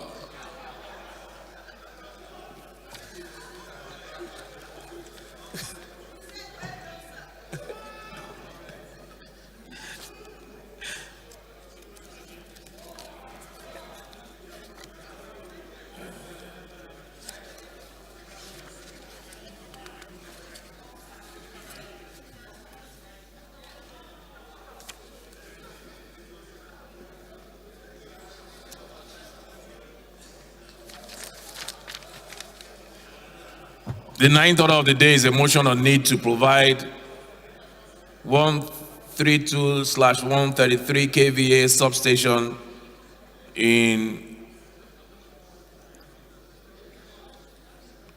Eyedada Irewole Isokon Federal Constituency, Osun State, standing in the name of Honorable Taiwo Oluga. Honorable Oluga is invited to move the motion.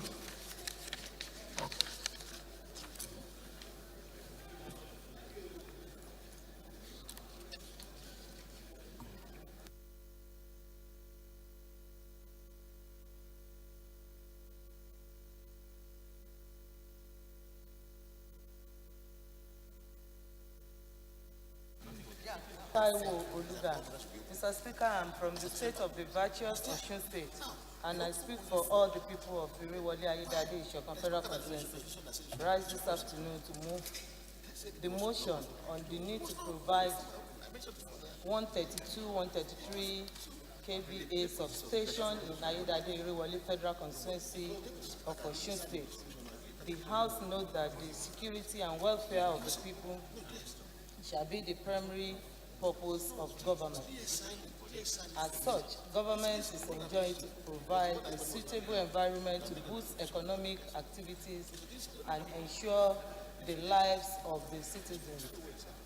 The House should also note that the item 13, part 2 of the second schedule to the Constitution of the Federal Republic of Nigeria 1999 as amended provide that the National Assembly may make law for the Federation or any part in respect to electricity and establishment of electric power stations and the generation and transmission of electricity in or to any part of Federation and from one state to another.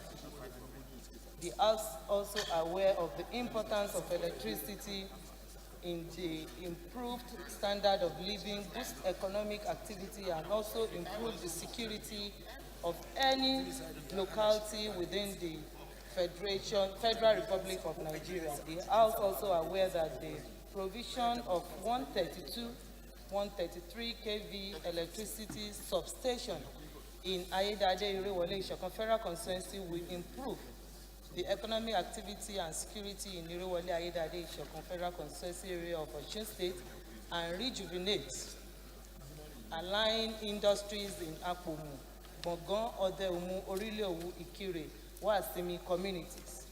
The House should take cognizance that the Nigeria electricity value chain includes electricity generation, transmission, and distribution with their respective roles in the meeting of power needs of the nation, and most of the entities are either wholly owned or part owned by the federal government of Nigeria. The House also take cognizance of government objective to ensure electrification in rural communities. The federal government established the Rural Electrification Agency, which has been championing the Nigeria electrification projects to increase and catalyze electricity access to rural communities. The House resolved, 1, urge the Ministry of Power to make provision for an electricity substation in Ayedade Irewole Federal Constituency in the 2022 budget estimate.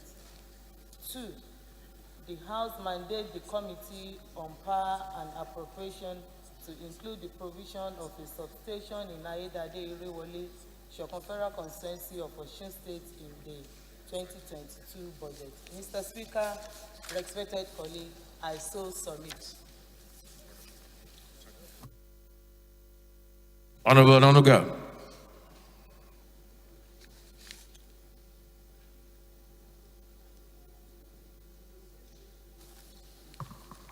Thank you, Mr. Speaker.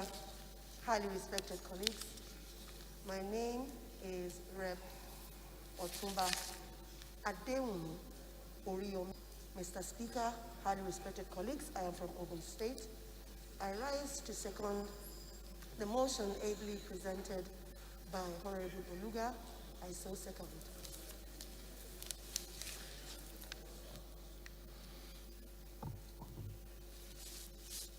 Okay, so this is a utility-related motion, so I'll put the question. Those in favor, please say aye.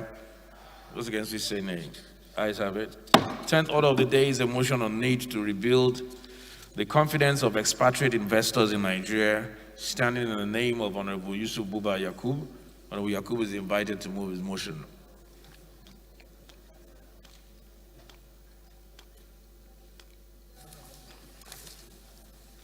Thank you, Honorable Speaker. I'm Yusuf Buba Yakub. I represent Gombe Home Federal Constituency from Adamawa State.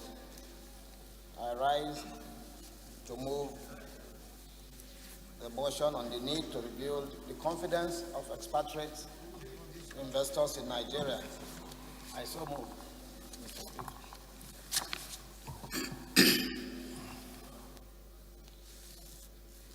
Honorable Darlington.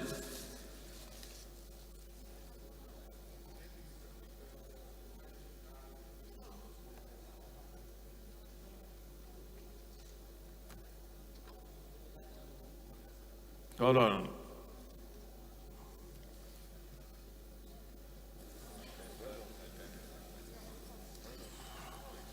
Go ahead. Thank you, Mr. Speaker and dear colleagues. My name is Darlington Mwokocha. I speak for Isialangwa North, Isialangwa South Federal Constituency. I'm from Abia State. Mr. Speaker, I rise to second the motion that he moved by my honorable colleague. I have a second. Yakub.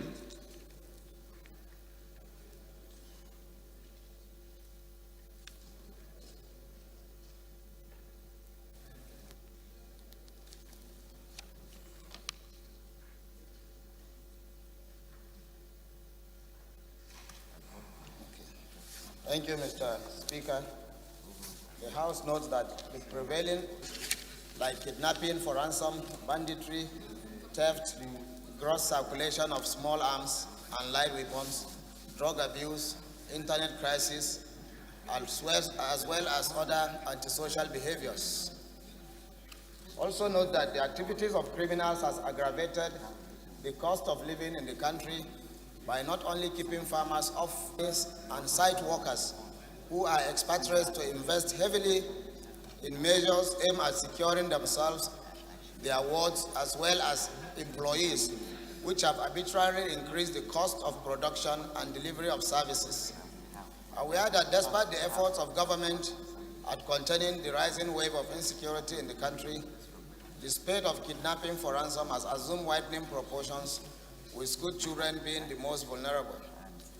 Worried that the latest statistics on kidnapping indicates that there are several expatriate executives and workers like Chinese construction workers and other foreign oil industry investors in the country that have become victims of kidnapping for ransom, armed robbery, and outright killing in the process of carrying out these nefarious acts against helpless victims. Believes that if urgent steps are not taken to check the acts of criminality constituting threats to life and foreign investments in Nigeria, it may lead to the closure of critical industries that are currently struggling to survive from COVID-19 pandemic and recession, as some notable businesses and companies are currently relocating to neighboring countries like Ghana. Resolved to urge the federal government to provide adequate security at no extra cost for the business premises of major investors, both local and foreign nationals operating in Nigeria, to boost their confidence and reduce cost of production and services. Also urge relevant security agencies to collaborate and set up security posts manned by interagency security arrangements to hold a 24-hour watch over manufacturing sites, critical national installations like electricity, dams, telecommunications, control masts, strategic construction sites, and other work or business premises owned by investors in the country. And lastly, mandate the Committee on National Security and Intelligence to ensure compliance. I so move, Mr. Speaker.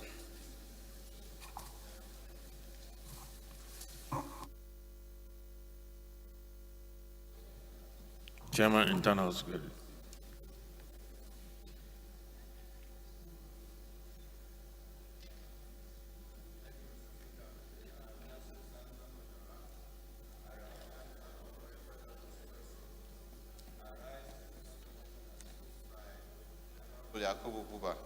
I so second. Those in support, please say aye. Those against, please say nay. Ayes have it. The 11th order of the day is constitutional report of the Committee on Federal Capital Territory and Federal Capital Territory Area Councils and Ancillary Matters on a bill for an act to authorize the issue from the Federal Capital Territory Administration Statutory Revenue Fund of the Federal Capital Territory Administration account, the total sum of 329,963,491,523 naira only, of which the sum of 74,323,382,813 naira only is for personnel costs, and the sum of 58,728,614,466 naira only is for overhead costs, while the balance of 196,911,494,243 naira only is for capital projects for the service of the Federal Capital Territory Abuja for the financial year ending 31st December 2021. Honorable members will recall that the report was laid on Tuesday, 6th June 2021. Honorable Abdullahi Idris Garba,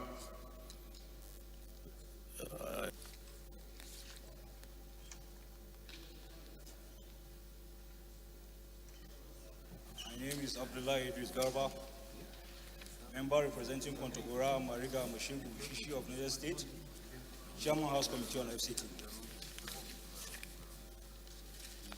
I rise to move a motion that the House do consider the reports of the Committee on FCT and the Committee on FCT Area Council and Auxiliary Matters of the bill for an act to authorize the issue from the Federal Capital Territory Administration Statutory Revenue Fund of the Federal Capital Territory Administration account.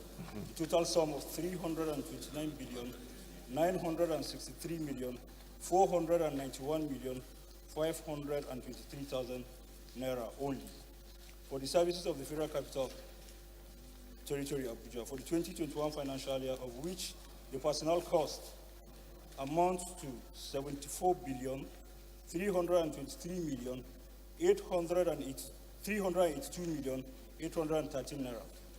Overhead costs stood at 58,728,614,466 naira, while the capital expenditure is 196,911,494,243 kobo. I so move, Mr. Speaker.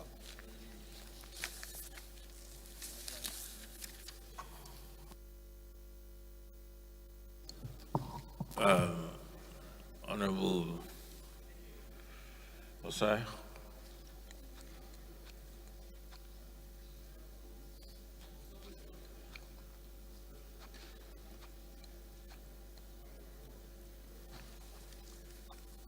Thank you, Mr. Speaker. Distinguished honorable colleagues, I remain Honorable Osai, Nicholas Osai. I represent local Kwani Federal Constituency of Delta State. I rise to second the motion ably moved by the committee chairman on FCT I so second, Mr. Speaker.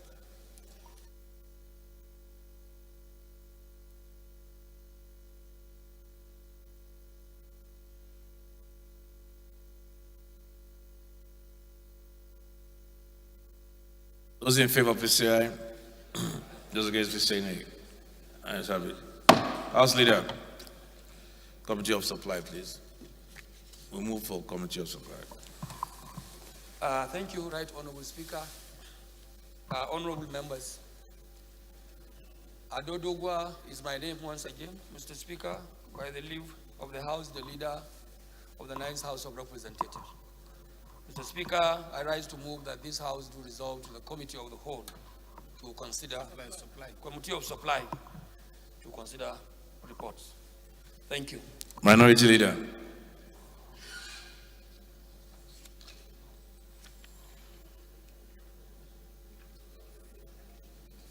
Thank you, Mr. Speaker. I remain Honorable Ndodi Godwin Edmelu, and I represent the good people of Anyocho Oshimili Federal Constituency. I'm from Delta State. I rise to second the motion moved by the House Leader. I so second. Those in favor, say aye. Those against, please say nay. The ayes have it. The House hereby resolves to the Committee of Supply.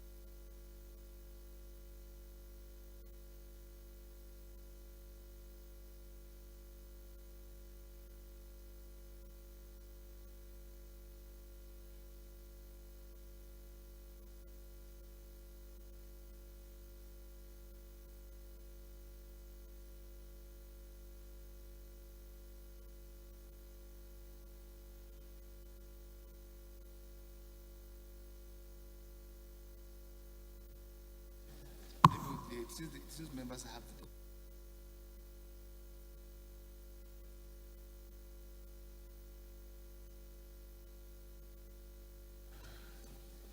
the Honorable Chairman FCT. Synopsis. Thank you, Mr. Chairman. Honorable colleagues. Abdullah Idris Garba, Chairman of the Committee on FCT. The Committee on FCT presented this report on Wednesday, 8th June 2021. The FCT Statutory Appropriation Bill, which is Bill 2021, is in total sum of 329 That's the billion. synopsis. That's the synopsis. Okay. Yes. All right, sir. That's the synopsis. We want to accelerate.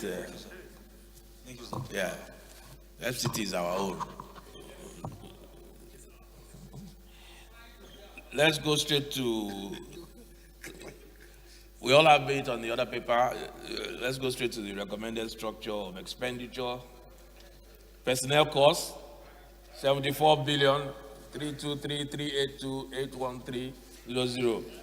Honorable Katagra, how did you come about that figure?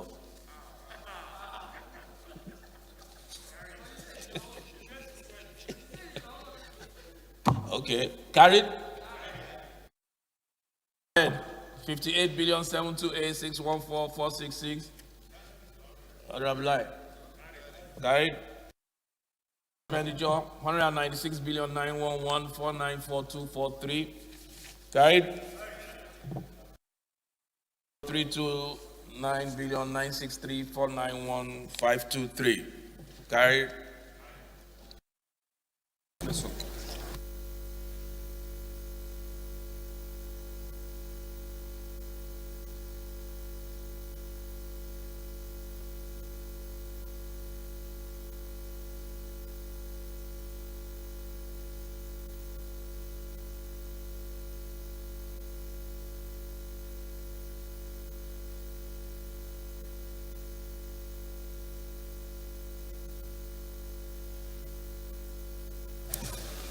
No, sir, I'm busy registering more members.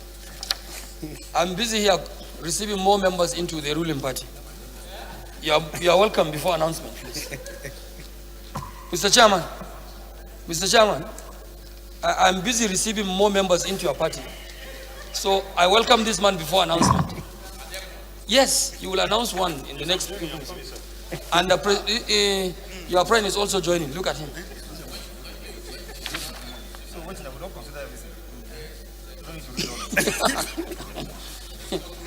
Yes.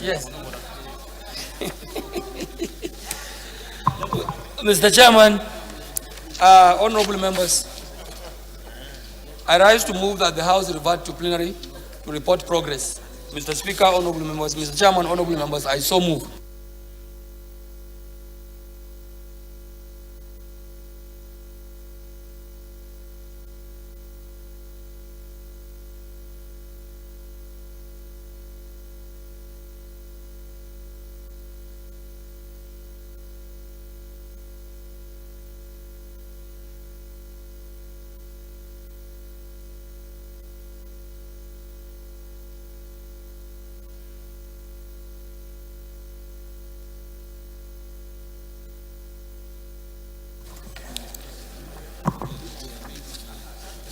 Mr. Chairman.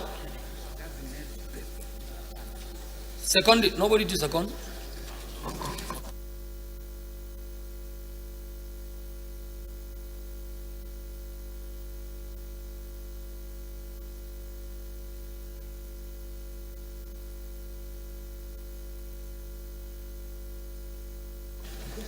Chairman Insurance. Chairman Insurance. Chairman Insurance, approach me.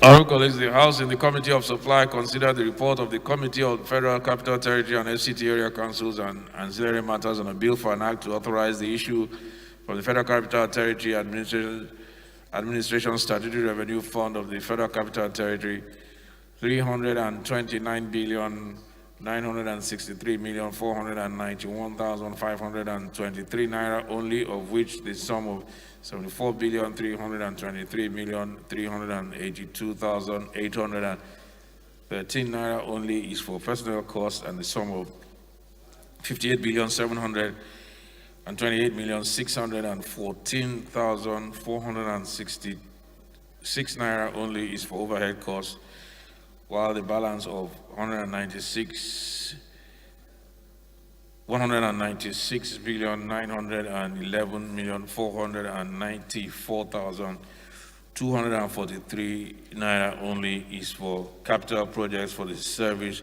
of the Federal Capital Territory, Abuja, for the financial year commencing 1st January 2021 and ending on 31st December 2021. And approved clauses 1 to 7, the schedule, the explanatory memorandum, and the long title of the bill accordingly. Leader. Thank you, Mr. Speaker. Honorable members, I rise to move that the report as read by the chair be adopted. Thank you. Minority Leader. Thank you, Mr. Speaker. I remain Honorable Ndudi Godwin Elmelu, and I represent the good people of Anyocho Shimle Federal Constituency. I'm from Delta State. I rise to second the motion moved by the House Leader. I so second. Those in favor, please say aye. Those against, please say nay. Ayes have it. Leader. Leader, adjournment.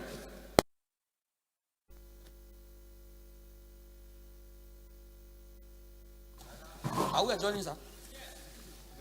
What about the reports? Yeah, let's me adjourning. We have reports now. Constitution report. What constitution report?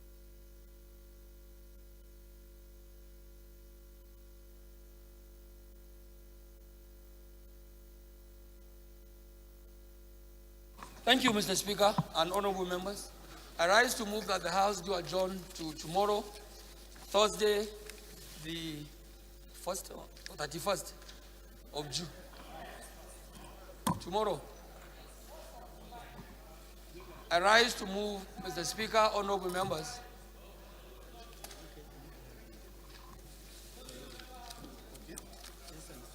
I understand there's one more item. Which one?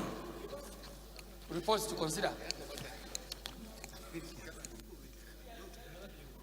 Yanzu a karanta.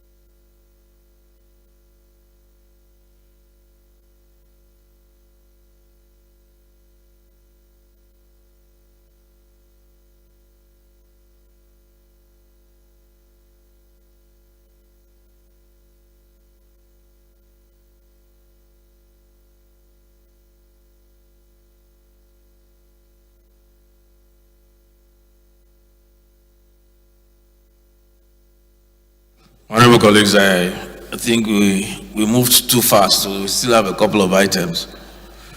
But before that, let me quickly read the formal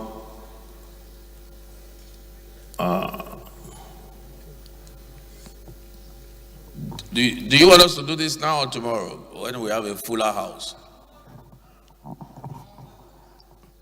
Honorable Elumelu, do you want us to do this now or tomorrow when we have a fuller house? Tomorrow.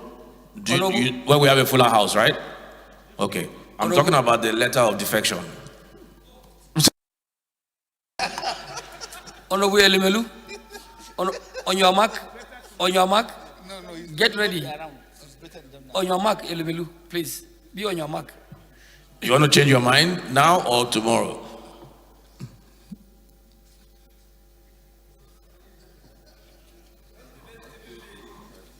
Mr. Speaker, I think what is important right now to Nigerians is for us to fight insecurity.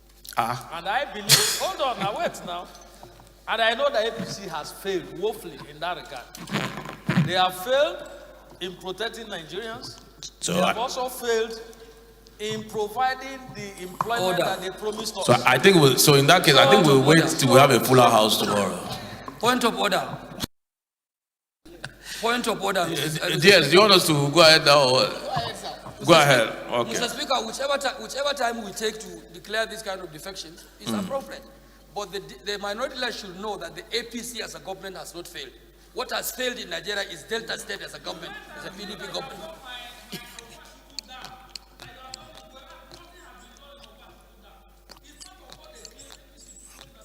They come by way of motion. You cannot come by way of simple remarks on the floor of the House. But for you to know that APC is a successful government, I will continue to Mr. deliver. Speaker, you forwarded that text to me, and I responded, claiming that APC I understand. government has done a lot, and they included Ogwashuku Dam, which is in my federal constituency. I understand how you feel. I understand your anger. When I was minority leader, I gained a lot of members from the other side. Well, now you are losing your members. So I understand. It's okay. Don't worry. I understand. Mr. Speaker, when lies are told, until the truth. I have a letter here from Honorable Sani Umar Dangaladima. He is the Sundowner Benin Magaji. Formal notification of my defection to the All Progressive Congress. I wish to officially notify you of my defection from People's Democratic Party to the All Progressive Congress following the crisis in the People's Democratic PDP in Zamfara State. This letter takes immediate effect, and henceforth I should be recognized as a member of the All Progressive Congress. Please accept my best regards in anticipation of your kind cooperation. Honorable Lumelu, move your point of order on section 68 so that we won't waste time. Move your traditional point of order. Go ahead with your his traditional point of order. By tradition.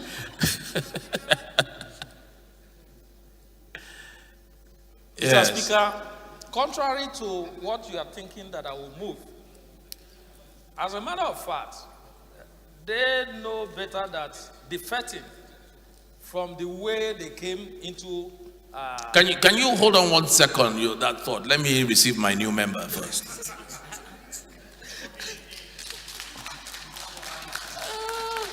Mr. Speaker, that is abusing my privilege.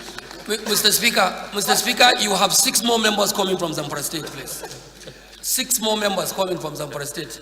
Now, Honorable Elumelu, we can hear you. Mr. Speaker, what I still need to emphasize on that, is it material whether he moves or not, because he knows it's illegal and is being challenged, because not like those who won by election.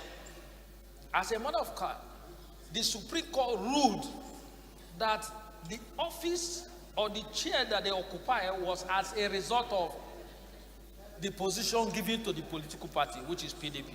But I'm not dwelling on that.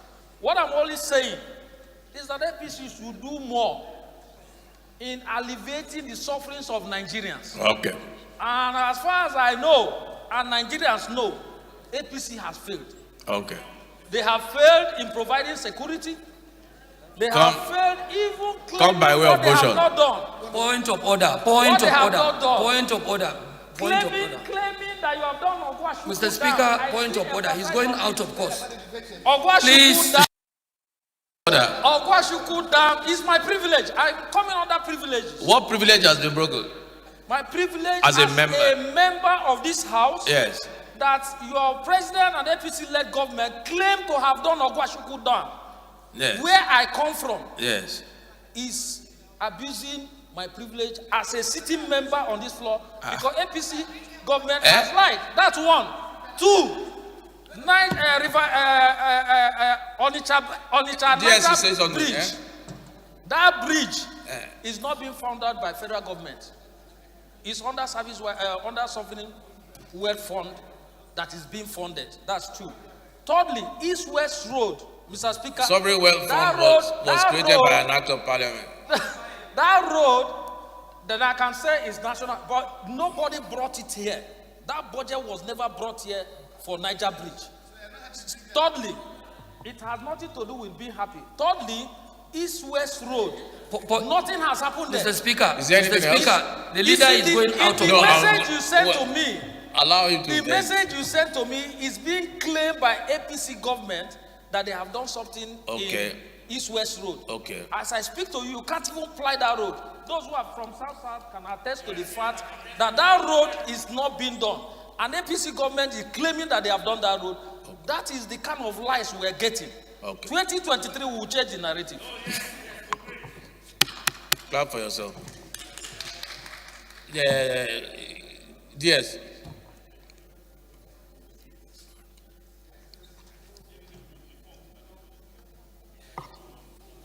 Though a presiding officer, but I don't think I'm being emotional to speak to what my brother have said.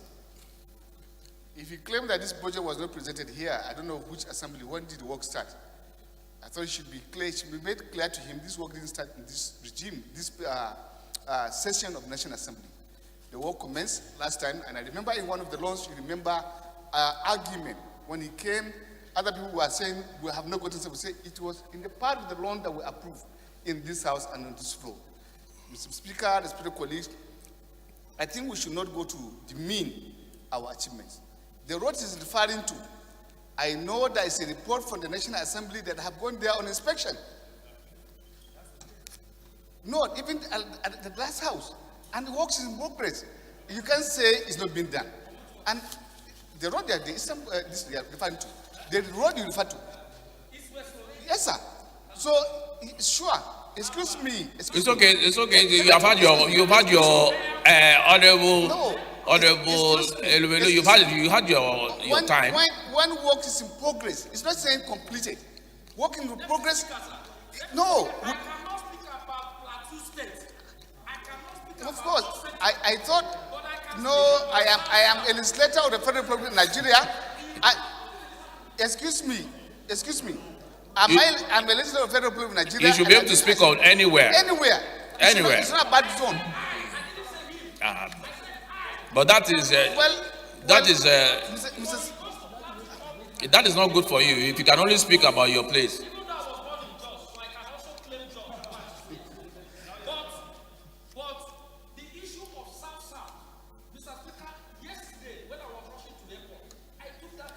I think that's the way. Allow him to finish. That's the way we communicate, and I want to beg of you that we should communicate in that proper way. You see, I am saying so, and I say it emphatically. The second Niger bridge today, which for donkey years, I don't know what kind of money has been wasted in the previous regimes that we have recorded nothing. Today, I will say proudly what the federal government are doing, and by the grace of God, we are going to commission this project very soon. May God help our government and may God. Honorable Elumelu, even you will admit that that part of Nigeria has been developed more, even under this regime, than the previous regime. Even you will admit that. All right. So all this was because you lost another member. Like they said, tomorrow there's 6 more coming. Honorable Duku, that's not nice. Be magnanimous in victory. So we'll move to the 12th order of the day. Please. It's a resumption of consideration of a bill for an act to amend the Institute of Chartered Chemists of Nigeria Act Cap 112 Laws of the Federation of Nigeria 2004 to provide for the role of chemists, the regulation of practicing fees by members of the Institute, and for related matters. Honorable members will recall that on Tuesday, 8th June 2021, the House in the Committee of the Whole considered the approved clauses 5 to 9 and adjourned consideration of the bill. Honorable Mohammed Umar Jaga will move for the resumption of the consideration. Honorable Jaga.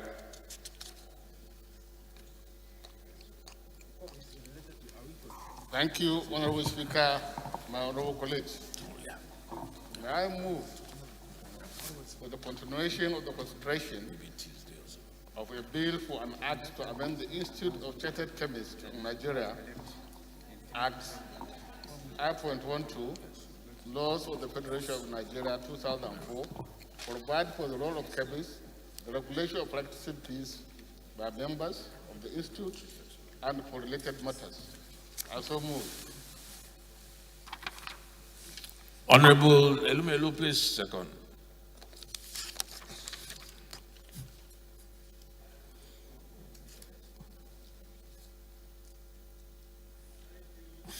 Thank you, Mr. Speaker. You know, one thing I like about you know when somebody is saying the truth. And you know that I'm saying the truth, that there are some fundamental errors as far as APC government is concerned. But I give it to you that you understand what I'm saying. Having said that, You know, we were just exchanging banters. Nothing, nothing serious. Nothing serious. We were just having fun. Having said that, and my brother because we're both, from Plateau State. We are lucky you are also married to Plateau State. So it's a tripartite relationship. Having said that, I remember Honorable Dudi Godwin Elumelu. I'm proudly from Delta State, even though I was born in Plateau State. Thank you very much. I rise to second the motion moved by my colleague. I so second. Thank you. Those in support, please say aye. Those against, say nay. Ayes have it. In order of the day is consideration of report of a bill for an act to repeal the Lunacy Act, Cap L524, laws of the Federation of Nigeria 2004, and establish a mental health department to promote and protect the rights of persons and with intellectual, psychosocial or cognitive disabilities, and to provide for enhancement and regulation of mental health services in Nigeria and for related matters. Honorable members will recall that the bill was committed to the Committee of the Whole on Tuesday, 16th March 2021. The leader will move for its consideration. Leader.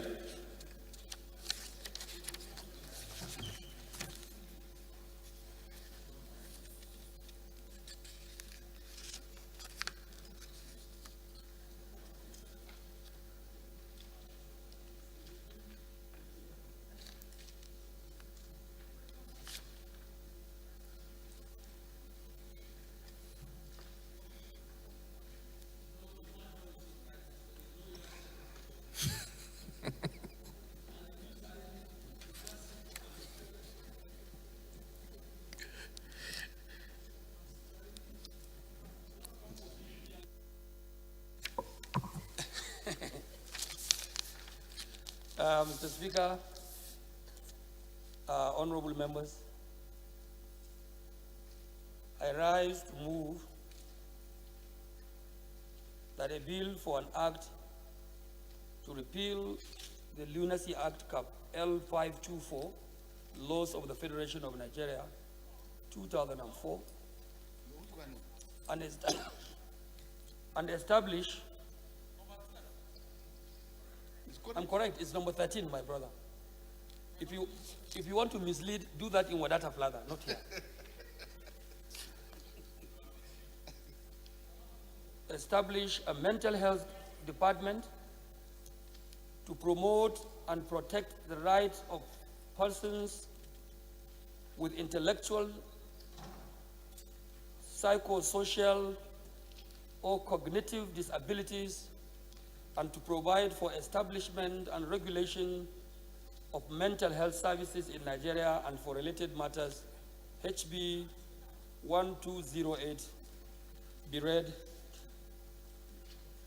be considered, the report be considered. Mr. Speaker, honorable members, I so move. Thank you. Honorable Babangida, can you please second?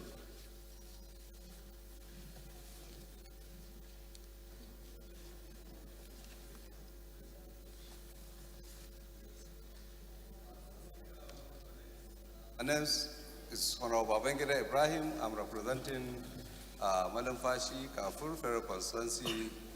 I rise to second the motion as moved by the leader. I so second. Thank you. Those in support, please say aye. Those against it, say nay. Ayes have it. Leader, can you move that the House resolve to the Committee of the Whole? Thank you, Mr. Speaker, honorable members. I rise to move as directed by the Speaker that this House do resolve to Committee of the Whole to consider reports. Mr. Speaker, honorable members, I so move. Thank you. Honorable Sejus. Please second.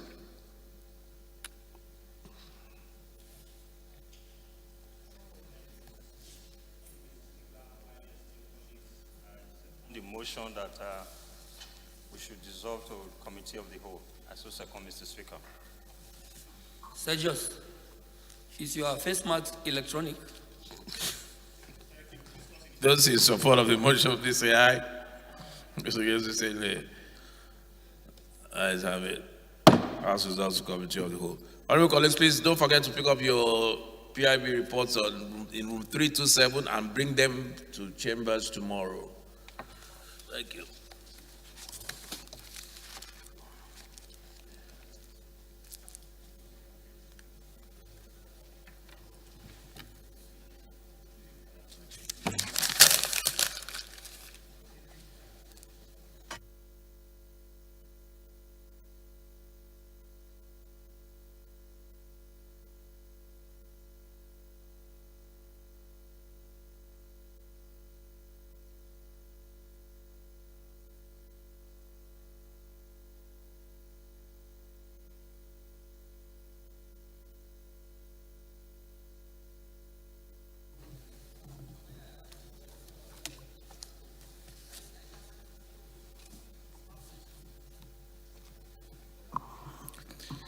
Fellow colleagues,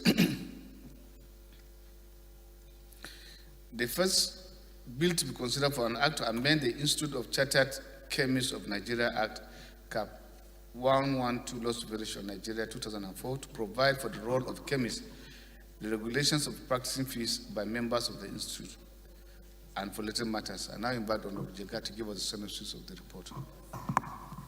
Thank you, Mr. Chairman, my honorable colleagues. The consideration of this bill was suspended due to numbering issue. It is now my humble prayer for the continuation of the consideration so that we conclude the remaining sections. I so submit to the Chairman.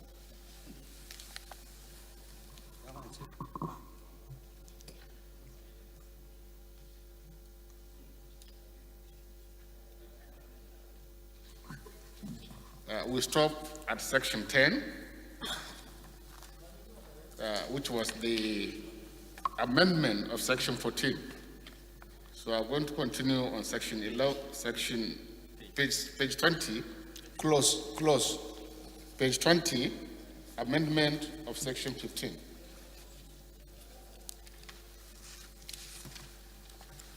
Clause 20? Page 20. Clause 15. Yes, section 11. Item 11, amendment of section 15. Right. Clerk, you are supposed to have somebody of what we did last. Clause 9. Yeah, somebody should give us where we stop.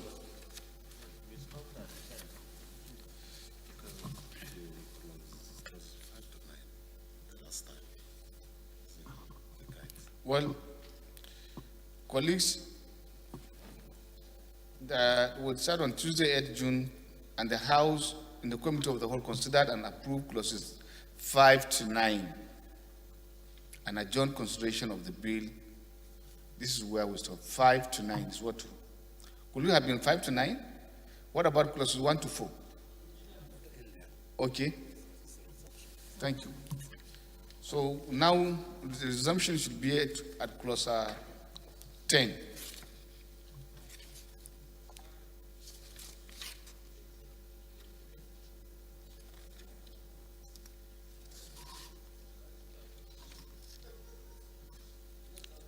Page.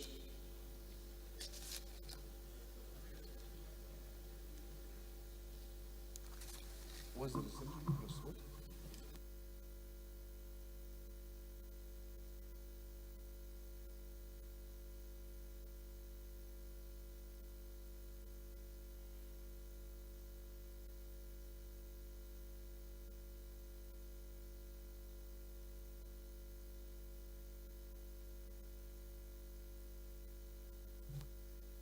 Clause 10.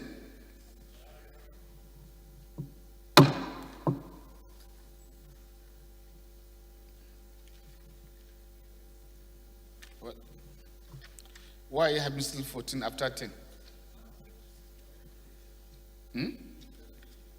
You can't put the initial bill. You are putting down your amendment. We adjourned the last time because of nobody. Was it coming back on the same matter?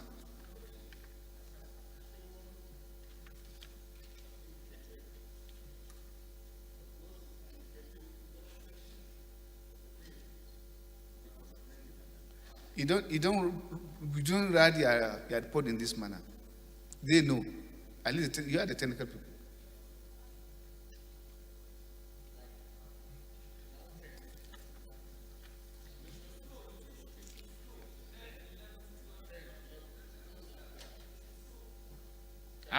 I'm asking why are you having 14 after 10?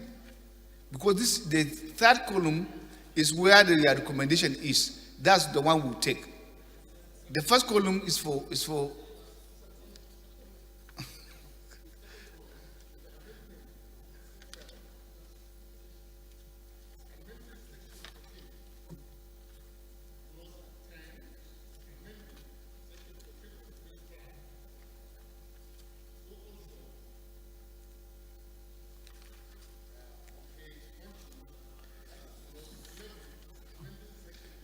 you know, you are one of those who sponsor very much number of bills here. And so you are supposed to be, and you are very regular in terms of attendance. This numbering is not correct. We're still back to the same, it's not correct.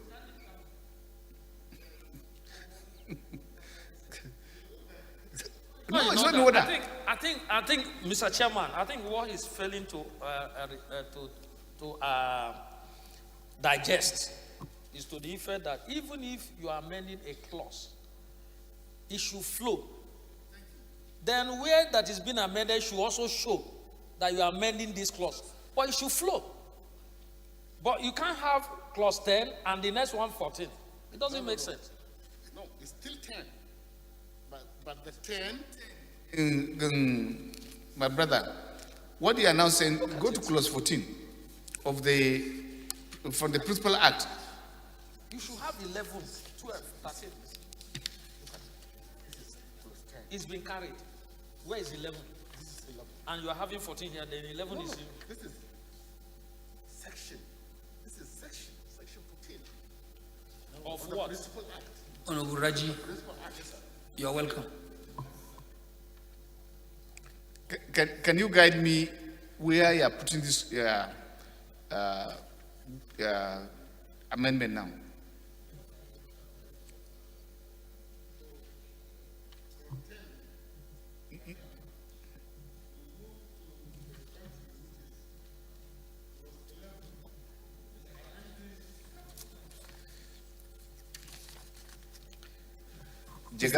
Mr. Chairman. Make me a consultant. Mr. Chairman, in the light of the continuous confusion, it's not may I advise that we step it down for further legislative work? The numbering is not correct. I want to tell you sincerely, it's not correct. Honorable Jega, I will advise, please, that you step it down, then you go and get these things right and bring it up, please, so that we save our legislative time. I don't know whether the last time we asked you to go and for the adjustment, whether we levy alone or with the you are to work with the secretariat. You have done it. With them? Yes. Clerk. Did you hear that? Did you hear that? Huh?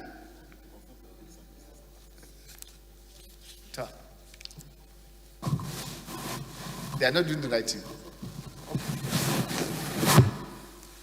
Colleagues, the next bill to be considered for an act to repeal the Lunacy Act Cap 1524 Laws of Federation of Nigeria 2004 to establish the Mental Health Department to promote and protect the right of persons with mental health conditions and persons with intellectual, psychological, or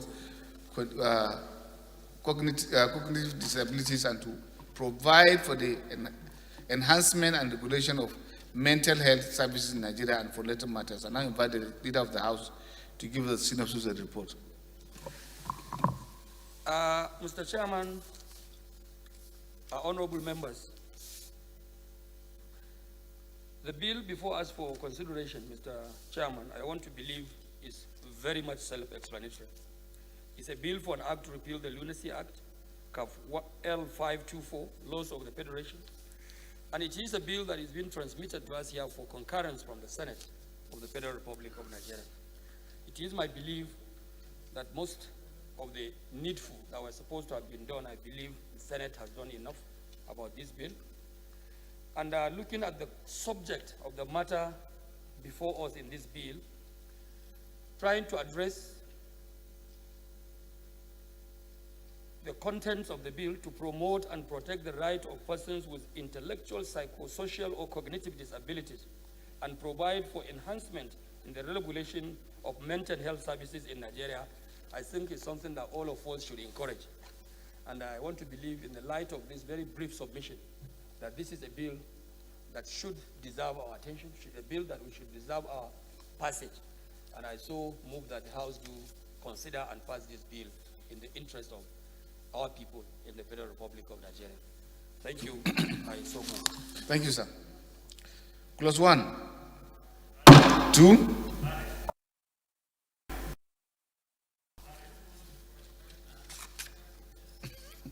4.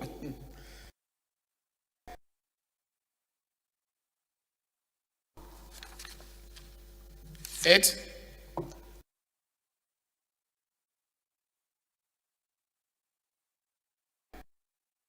9. Concurrence should have input. 14.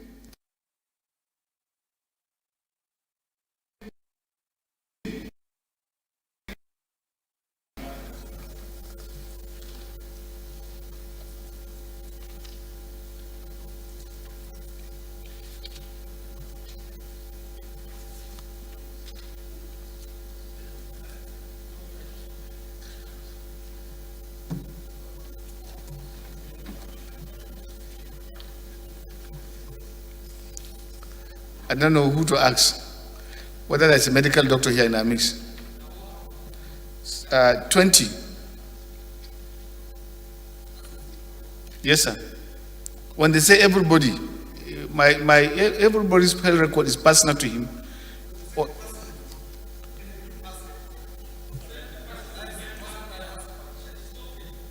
condition.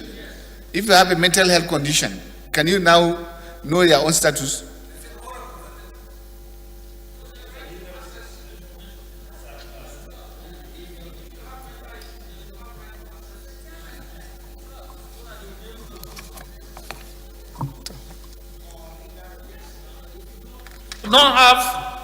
If you don't have the as at that time, if your mindset is incomplete as to give information, then somebody who must represent you is your legal representation that will have to stand in for you. Thank you. 20. 21. 2.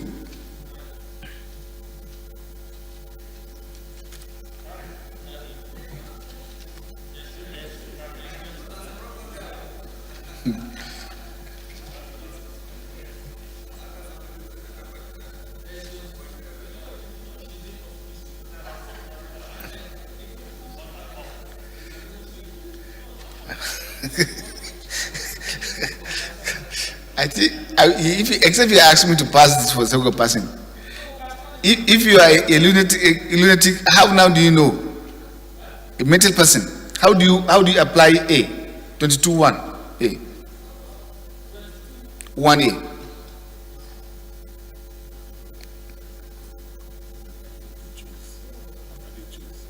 How? You cannot choose.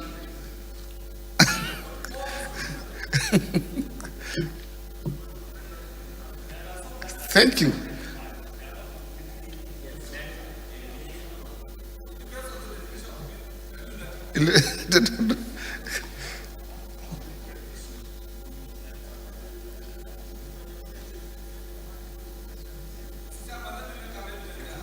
Thank you, sir. Yeah.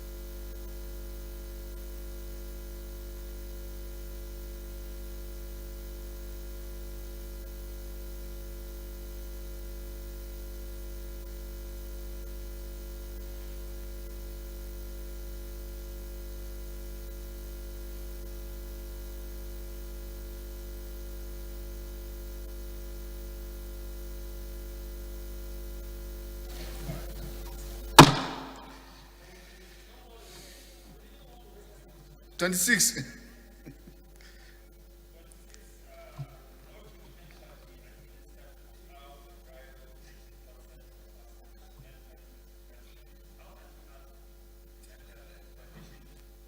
Members should use the mic. The reporters want to capture every contribution, please. 26.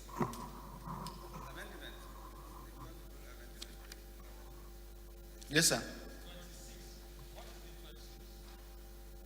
I think the best thing. No treatment shall be administered without the prior written consent of a person with a mental health condition, voluntarily given after attending the hereafter workers has provided the person with relevant information pertaining to his state of health and necessary treatment. It's in order. I think it should be the person or his legal representative. It's in order. It's in order. Just hold on. It's The in proviso order. is where? Down. Provided that where the person with the mental health condition is unable to understand the information, we are. Thank you. 26. It's in order. Even 27. Don't matter if you require entitled. I know I didn't entitled to treatment. no, they're entitled. What I wanted to say in a psychiatric hospital, they have a way of calming them down to get information from them. Before they are treated, they will calm them, and no matter the level, they will try as much as possible to calm them. Well, that is their job. Thank you. 29. I was 30. 32.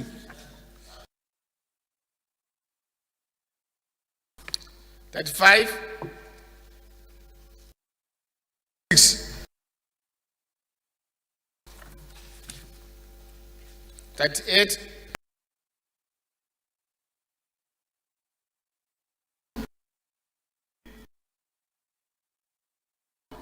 46.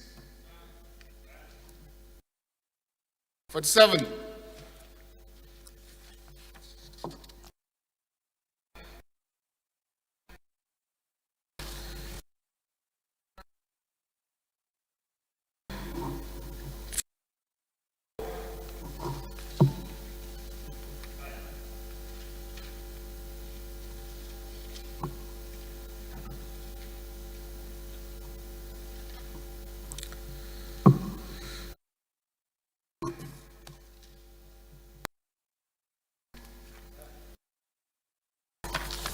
57.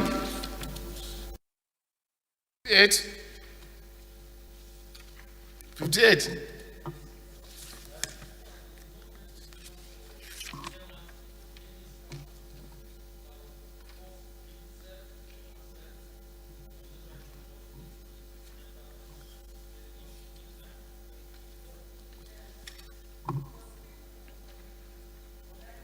58.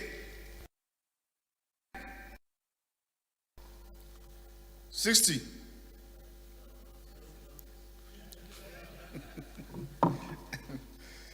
The schedules.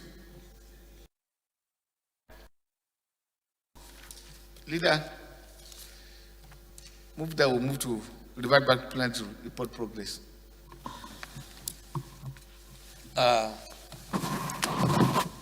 Thank you, Mr. Chairman, honorable members. I rise to move that the House will revert to plenary to report progress. Mr. Chairman, honorable members, I so move. Minority Leader, sir. Thank you, Mr. Chairman.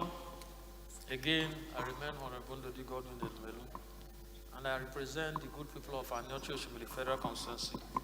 I'm from Delta State. I rise to second the motion moved by the House Leader that will revert to plenary. I so second. Those in favor of the motion say aye. Against any, that's have it. House is about to revert to plenary to report progress.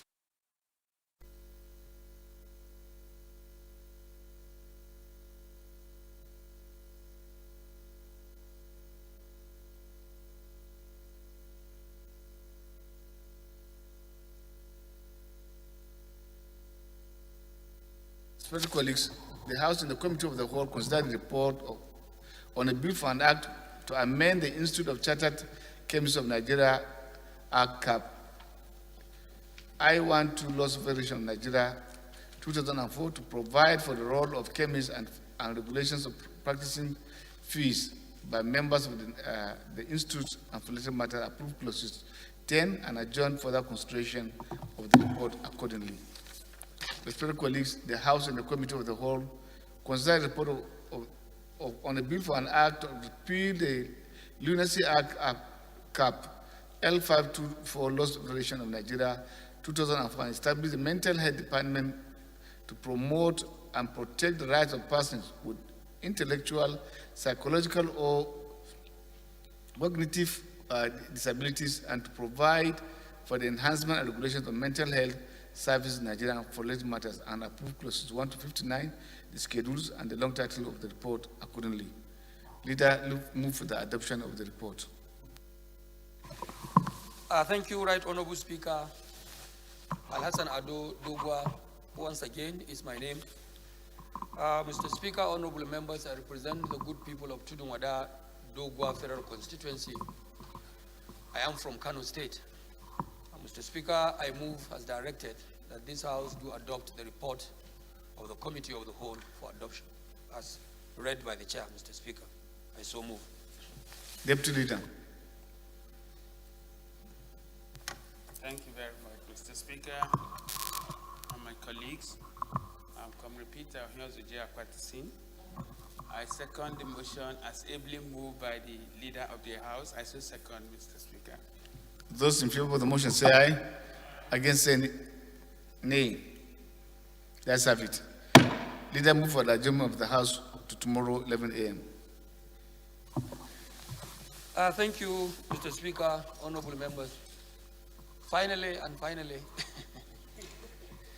I rise to move that this House do adjourn to tomorrow, Thursday, the first day of July 2021 by 11 a.m. Mr. Speaker, honorable members, I so move. Deputy Leader. Speaker, once again, thank you for this opportunity. I'm Comrade Peter Ohiozuji Akwatisin, MNI. I support the motion that the House do adjourn to tomorrow, 1st of July, by 11 o'clock. I so second, Mr. Speaker. Those in favor of the motion say aye. Against say nay. Let's have it. Well, Sergeants, you can remain here. We'll meet you tomorrow as we come for PIB. The President colleagues that have been asked to remind us of the meeting at 4 o'clock. Please, kindly attend. House stand adjourned to tomorrow, 11 a.m.